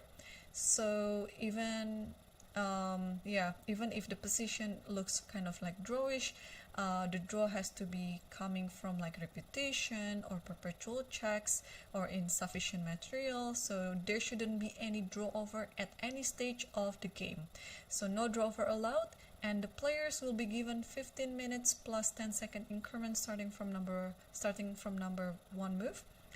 And the positions are being selected from the past World Championship match, and it is just going to be interesting to see whether the top players that we have right now, are they going to follow what how it was played in the past from all those legends, or will they play with another idea, a different move from their own mind. So today on round 3 we have a very interesting matchup. It's between Hikaru Nakamura versus Carson, and on the other board we have Amin Bassam versus Viswanathan Anand. And yeah, so this is such a interesting and very new variant. The panels, they are Laurent Fressinet and Hisham Hamdouchi, and the position that they have to choose is somewhat around 0-0-0 evaluation, and it should offer very rich probabilities for both colors, white and black. And yeah, so apparently they're gonna be given the papers here to start with the moves, but we already have ahead of us the moves that they're going to play. So let me know in the comment, like in this position after bishop e6, this is gonna be the starting position. What are you going to do? Because knight d5 is obviously the very obvious idea on how you're going to proceed in this position. Because I think if you play a move like queen d2, it's gonna be quite dangerous when all these pieces are okay. First of all, the pawn on g4 is hanging, so you cannot do queen d2. And if you do queen e2, then after rook c8 with a potentially sacrificing on c3, yeah, you're not sure what's gonna happen then. And with the pawns moving to g4 and h4, it is also a sign that you shouldn't castle on the short side. So therefore, I think I have a prediction here: the players will just play knight d5. And also, since this is like a more recent championship between Karpov and Kasparov, at some point of their lives, I'm sure they must have seen this game or this position before, this one. So yeah, well, I don't know how to predict about this, because this is first of all a Sicilian position, and Sicilian position is always rich of possibilities. And we also have g4 and h4 on the board. It means that white is naturally attacking in this position. And are we going to see a similar idea to Karpov in this one after knight d5? Or maybe both of the players, here Hikaru is playing white and Amin Basim is playing white, and both of them are still thinking. I don't think Amin has played anything yet. We'll see. So yeah, but they're only given 15 minutes on the clock. I'm sure this is quite a complicated position, but eventually I think the move knight d5 will come to mind. And yeah, the clock has just started, and there you go, Hikaru played knight d5. I'm sure they remember about this. And what about Amin? Amin hasn't moved yet. He's still thinking, but I'm pretty sure he also will play knight d5. It's a very common theme in this position. While Hikaru played knight d5, now Carson is still thinking. Yeah, the game goes with rook c8 in this position.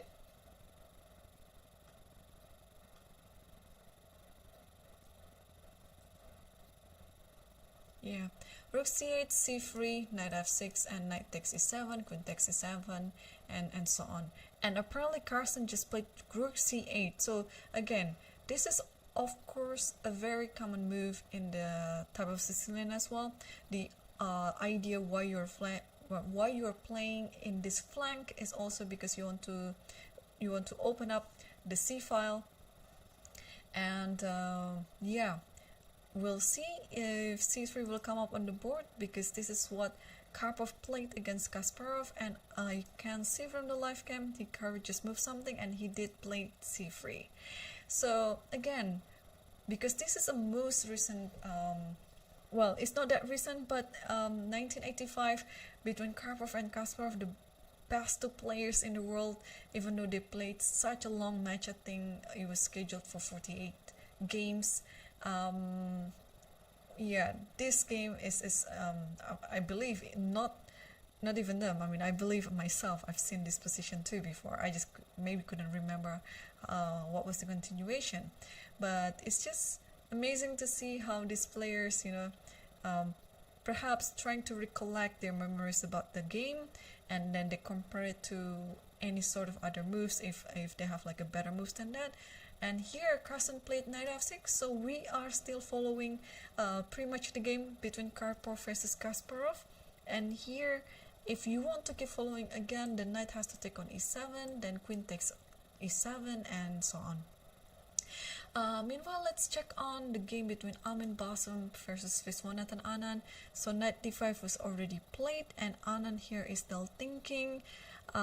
Presumably he's just trying to recollect his memory again, and maybe he would like to also come up with his own original idea, because, well, yeah, games like this, they're quite from a famous matchups between the two great players.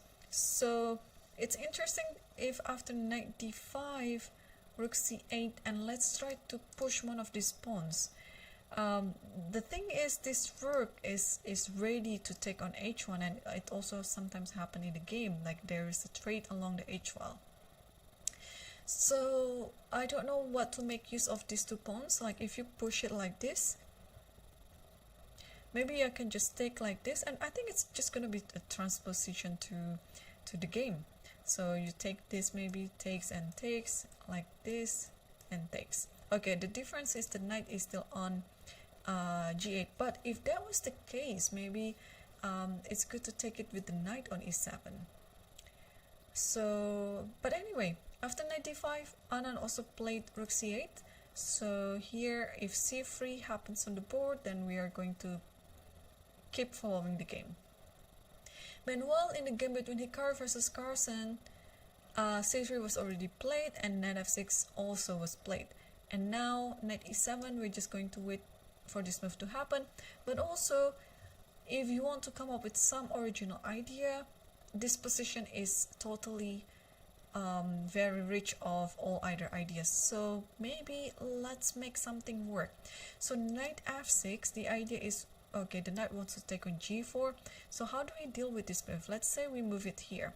Unfortunately, if we move it here, then I don't have to take it immediately. I can just put my knight on g4 first, like this. This might be is a good outpost for the knight. So if the bishop moves to b6 and then queen d7, then oh, there's always this actually. So, but this will fall into this one maybe, but this will make the knight suffers then. Alright, so this is possible, but g5 didn't happen because I think also in this position you can just simply take this and bishop f5. This is another possibility, but anyway, knight e7 happened, and instead of playing queen takes e7, Magnus just played like the letter bomb cloud by taking the knight with the king takes e7, and now g5 was played instantly by Hikaru. So what to do with the knight? Now it is a possibility to play knight g4, and indeed he played that. The thing is, now the difference between now and then is no longer bishop. There is no longer a possibility of playing bishop b6 because the knight on d5 has already disappeared. So if you want to keep saving the bishop by playing it elsewhere, maybe to d2 or c1, then this move with queen b6 is a developing move, but also at the same time it's threatening a checkmate in one move, hitting the pawn on f2. So you have to try to, of course, protect it, and it depends on how you protect it. I think on the next move it will be hg, and then another trade along the h file, and it's gonna be quite an interesting battle. So bishop c1 is indeed already on the board, and I think we can expect queen b6 to happen anytime soon. So while Carson is still thinking, let's switch back to the game between Amin Bassam versus Anand, because they still are following the game between Karpov versus Kasparov. So c3 is already on the board. If Anand could recall it correctly, the knight has to move to f6, and also since the players, they are told that it will be the positions are going to come from the World Championship matches. Their preparation would be to revise all sort of games in the World Championship matches, both in the open and women's section. But it's just maybe hundreds of games. So if you're asking me like how the players are going to prepare, well, they have to prepare it from before. So they don't have any prior knowledge about what position will come up on the following round before they get seated to the chair. So they just know the position just when they are handed the paper by the arbiter, and then they are told to play all the moves and going to the starting position. So here we still have c3 on the board, and Anand is still thinking. He might come up with some original idea, but meanwhile, let's switch back to the Hikaru versus Carson's game. And oh, after knight g4, bishop c1, Carson didn't include queen b6, but instead in this position he just took the pawn on g5, and now Hikaru is thinking maybe to recapture it or maybe to play f3. This is also possible. So not only about recapturing, but what about f3? And now this knight has to go maybe here, but if it goes here, then what about this? The knight doesn't have anywhere else to go. So I think Hikaru is trying to figure this out, like what does it where does it go? Like if it goes back to here, maybe it is actually the most safe square for the knight. Then after hg, you cannot, oh actually you can take this one first, followed by maybe knight, I'm not sure, it could be knight h5, and after g6 everything is fine for black, and the king can just switch back to f8 and g8 and try to attack this king, because now in this type of position this pair of bishop is no longer really useful. So hg5 is still on the board, and now what else can you do?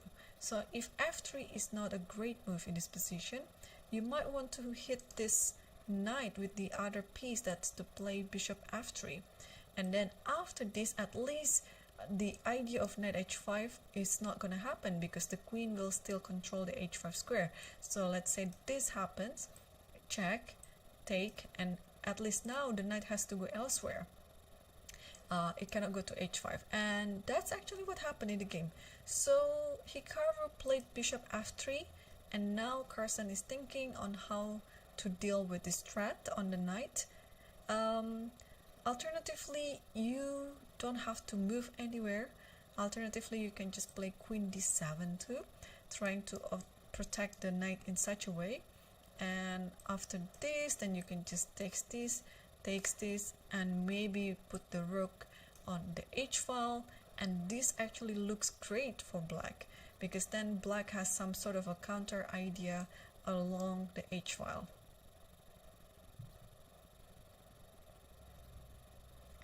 So yeah, the other thing is if bishop takes g5, it will just allow the pawn to move like this, f6 with a tempo, so that's why I didn't suggest that move.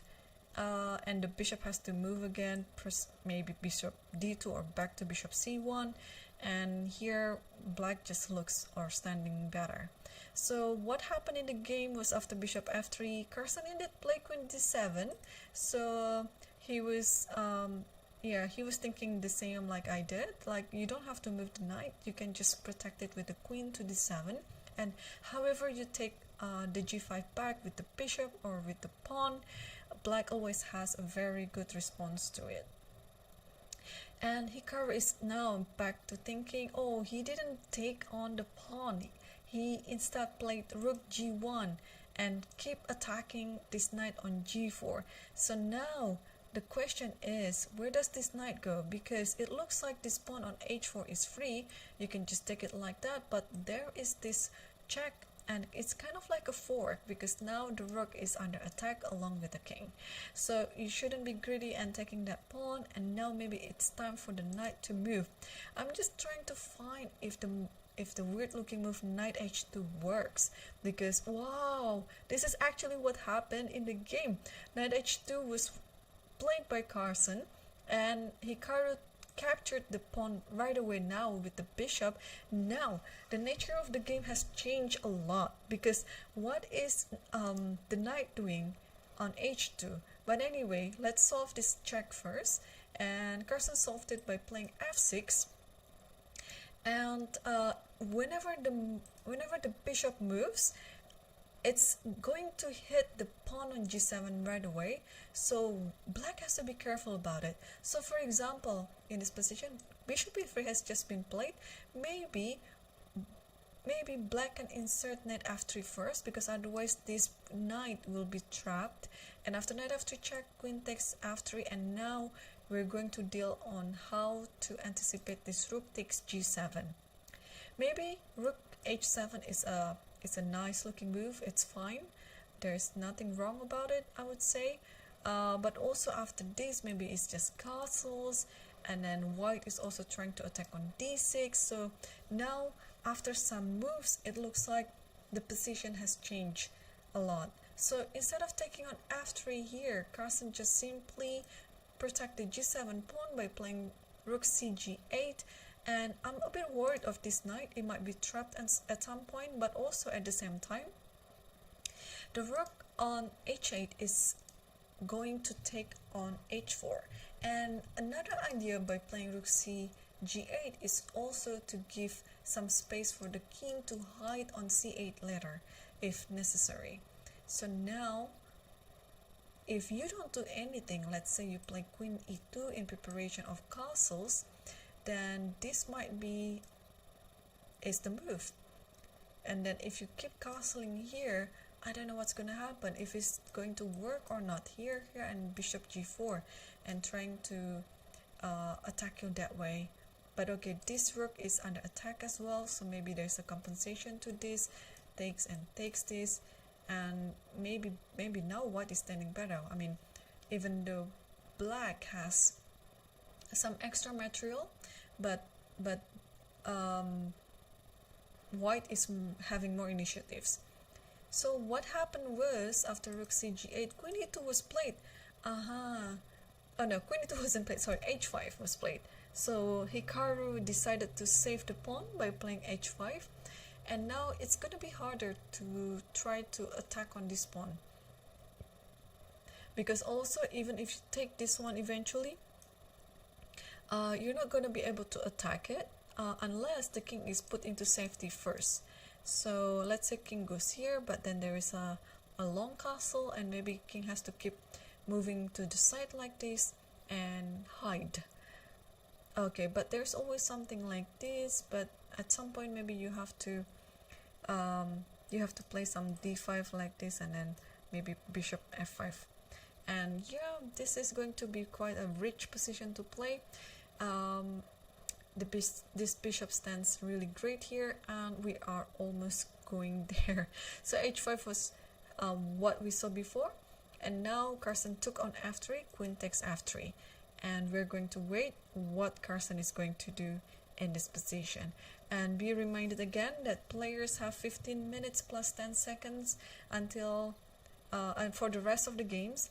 So at some point maybe they're going to play on increment, but for the first two rounds that we see, it was going quite peaceful, especially the first round where white won quite easily. The second round didn't really give any big complications, so both of the games ended with a draw.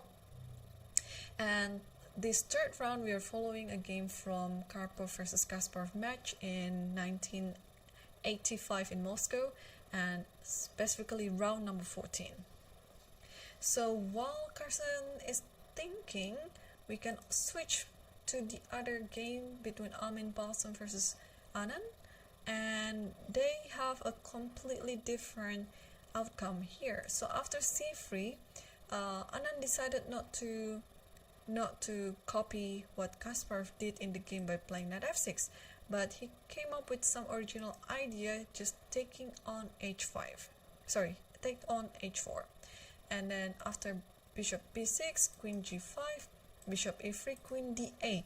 Are we going to see a quick draw in this position? Because if white just continuing threatening the queen like that, black didn't have a better move than to repeat as well, because the queen has to keep protecting the bishop on h4. So if this happens, so the queen has only one move here, because e7 and f6, they are undermined by the knight, so it has to move back to g5.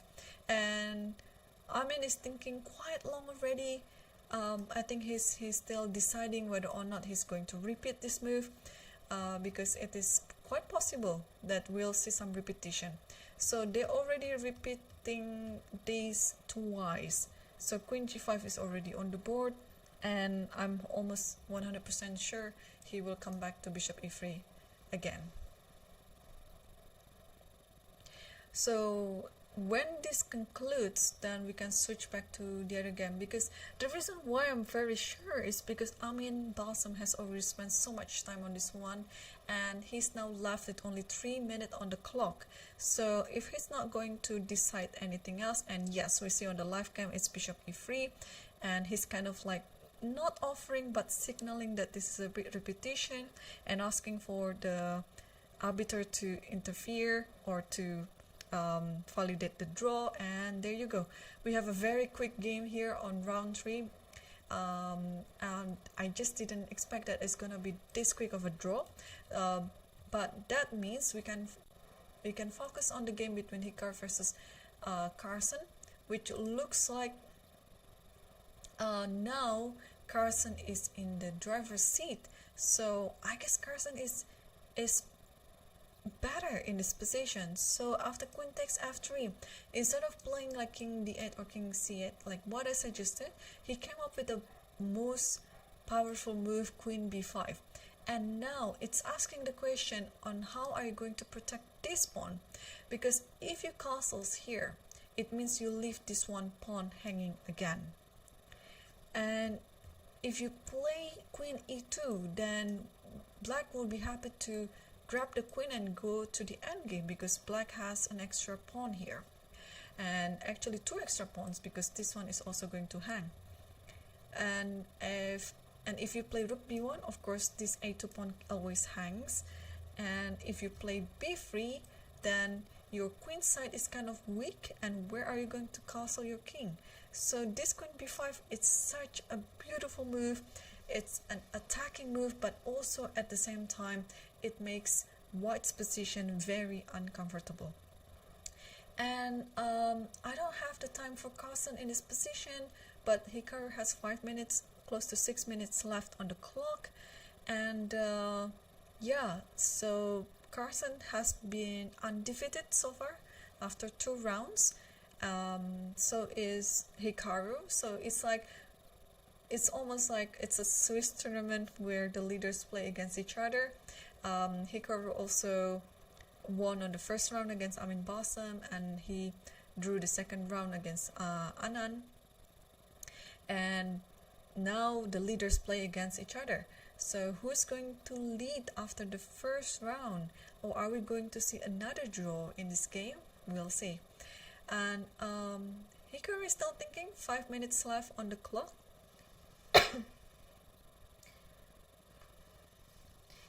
Yep, so, and he has to think hard, because, okay, let's see the eval bar and try to validate our judgment. And here Carson is with minus 1.6, so it's quite significant advantage.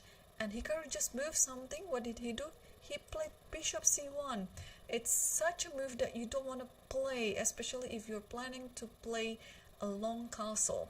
But Hikaru didn't find a better alternative than bishop c1. And after bishop c1, bishop f7 was played instantly by Carson, because both the bishop and the rook, they're trying to get this pawn. Rook h1 was played, and Carson still maintains the advantage.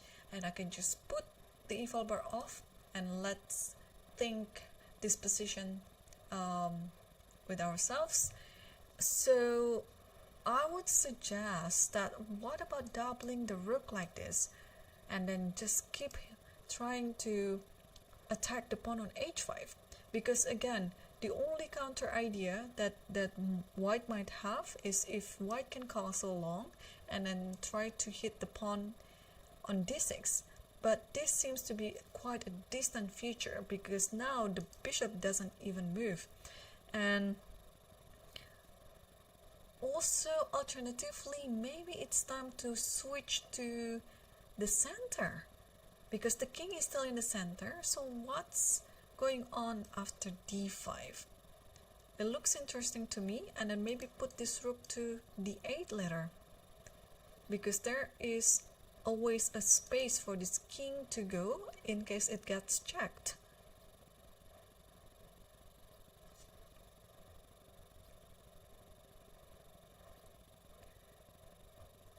Alright, so Carson is still thinking. I think he has more time on the clock, about 1 to 2 minutes ahead of Hikaru. And yeah, you can see it also from the cam. It's such a beautiful place to be playing chess, and also to watching chess. And our vote number 1 has just played queen a4. Okay, so I'm just trying to understand what's going on in this position. I think he's also threatening something with d5 at some point. I'm just wondering what happened after or stopping b3, because maybe this is the idea of playing bishop c1, that he wants to go to a3. But now if b3 happens, then the bishop can just capture it like this. So now everything is all about anticipating the opponent's idea. I like queen a4, and does computer agree about this move? Yeah, looks like black maintains the advantage, but here computer suggested g5. Look at that move, g5. Take into account that it cannot and pass on here. Well, maybe it can, but after this, and then take on g6, only black can play for a win there. But Carson played queen a4 instead, trying to stop the idea of b3, and also at some point this type of moves like rook d8, d5 can also be played. So yeah, it's a tough situation now for Hikaru. I think he found himself in a very difficult position where most of his pieces are disconnected, and when the pieces are disconnected, they cannot find a harmony, and when they cannot find a harmony, you're pretty much just played according to your opponent's ideas, not your own plan anymore. So queen a4 is already on the board. I think the time will be updated between these two players. Yeah, the time situation. Hikaru still hasn't moved yet, and I think his time is close to 3 minutes now, and he wouldn't have much time to think for the course of the game. Yeah, he's gonna play soon. And what did he do? He moved back the queen to e2. So queen e2 is on the board. Let's try to understand what is the idea behind queen e2. Maybe now is the time for the bishop ladder to move. So at least, yeah, I'm trying to find out the idea, but I failed to do it. Queen e2. What does it do?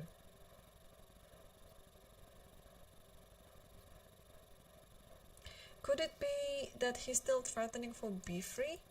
Because after b3, bishop takes b3. Oops, not like that. Yeah, like b3, bishop takes b3, then rook b1, and then soon you'll get the pawn on b7 and try to get some counterplay. Because if you just don't play anything in this position, only black has the initiative. But also I'm wondering if in this position bishop goes to c4, where does this queen go? Does it go back to f3, or maybe e3? e3 and trying to go to b6.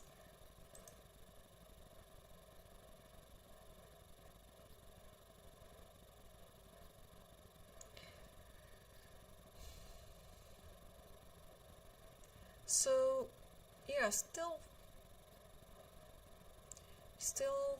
thinking. Yeah, what to do in this position. Queen e2, I also like this idea of just, I don't know, moving the rook somewhere to d8 and followed by d5. Because bear in mind, you cannot castle now even if you want to, because the rook has already moved.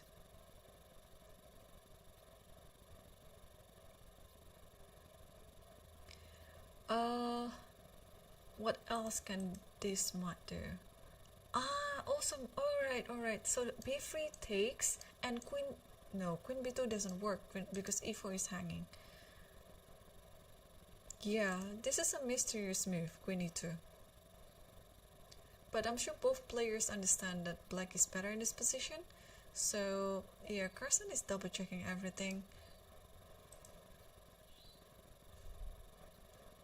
And this is the only game that is left right now. So I think it's quite a close rivalry between Carson and Hikaru. Yeah, I don't know who is going to win this. So d5 is already on the board, so I'm pretty happy to see this move, because I always want to push this d5, because my motto is, if your opponent's king is in the center, open the center, especially if your own king is quite safe and you have a better bishop. again, we are talking about playing in the opposite colored bishop, so it would be depending which bishop is better. And of course, in this position, the bishop on f7 is a better bishop than the bishop on c1. So by playing d5, you're opening up more diagonal for the bishop, making the bishop more active. And here, white is also left with a lot of weaknesses. Not only the king in the center, although black also has the king in the center, but it has a lot of pawns that's covering the king. While for white, the king is very much left unattended, only the pawn on f2, and also the pawn on h5 is very weak. The rook on a1, it's not connected with the other rook. The bishop on c1, as I mentioned before, is not a very good bishop. The queen on e2 is just hanging there on the thread. So life is quite miserable for white pieces in this position. So d5 really posing another question for white, like what are you gonna do with it? Now the bishop will come, the rook will also come from the center, so we have e d5, bishop takes d5, and rook h2. So again, since the harmony is not found in the white's position, white can only just play according to black's threat. So now rook h2 is the last move on the board, and now I would like to move, let's say, bishop to c6, rook to d8, or even centralizing the queen. I mean, even in the position of the queen e4 and exchanging the queen, I think it's still better for black. But of course, in this position, when you are attacking, you don't want to trade the queens. And here, queen c6 is on the board. It's posing a direct attack to this pawn because bishop f3 is on the line right now. And there's nothing that you can do about it. You can move your queen ahead before bishop f3, but wow, f4 is now played. But this is a very double-edged situation. When the e file is open, who is in favor after that? Because the king on e1 is also quite exposed. So bishop f3 already on the board. Where does this queen go? I could actually foresee some resignation in the next 10 moves. So let's say this is move number 28. Yeah, around before move 40, maybe the game has will be going to change a lot. And yeah, Carson is totally in the driver's seat now. So bishop f3, where does this queen go? If the queen goes to e3, let's say, I really like to step away with the king by playing king d7 like this, and then going to c8, and now putting the rook on e8, or maybe just put the king on f7. Oh my gosh, this is like a safe square as well. And after it takes like this, now back to rook e8, and next move you're going to take on e5. And queen e3 is on the board. Are we going to see any king move in this position? Or also, you can pretty much save that move later and play rook e8 first with the same idea, but just a little bit different order of moves. So which one will Magnus take on this position? He will have to move fast because I assume both players are down to about 2 minutes on the clock. But luckily they have 10-second increment per move, so even in the winning position you can comfortably convert it into a victory because you will have enough time on the clock to play your moves. And Carson is still thinking, as I can see. There still hasn't moved yet. And I'm just wondering what could be his doubt. But also, if you want to play a safe chase here, you can play e4. This is a very, very safe continuation, and you just win kind of like slowly. But Carson didn't play those. He actually, what did he do was, he took on h5. So after queen e3, rook takes h5, rook takes h5, bishop takes h5. And now after f takes e5, he's back thinking. Maybe he's trying to see if there's any sort of important checks on h1 maybe. Or now I like to play rook e8, yes, and he played it. So the idea is if you take on f6, the king will step away pretty much to anywhere. Anywhere is good in this position, even if you just take on the pawn. So take the pawn, or king goes to f7, or king goes to f8, anything will do. So it is very important for white here not to take the pawn. But again, now the king is kind of alone on e1, and soon the king will step away, black's king will step away, and rook will take on e5. And is there anything to stop it? Because also look at how the pieces by black, I mean, they are kind of like disconnected, but they are very active position right now that at some point the king on e1 will get checkmated. So yeah, it is, I think I still stick to my prediction. Within the next 10 moves, it's gonna be a resignable position. So my guess was around move 38, or pretty much before the 40th move.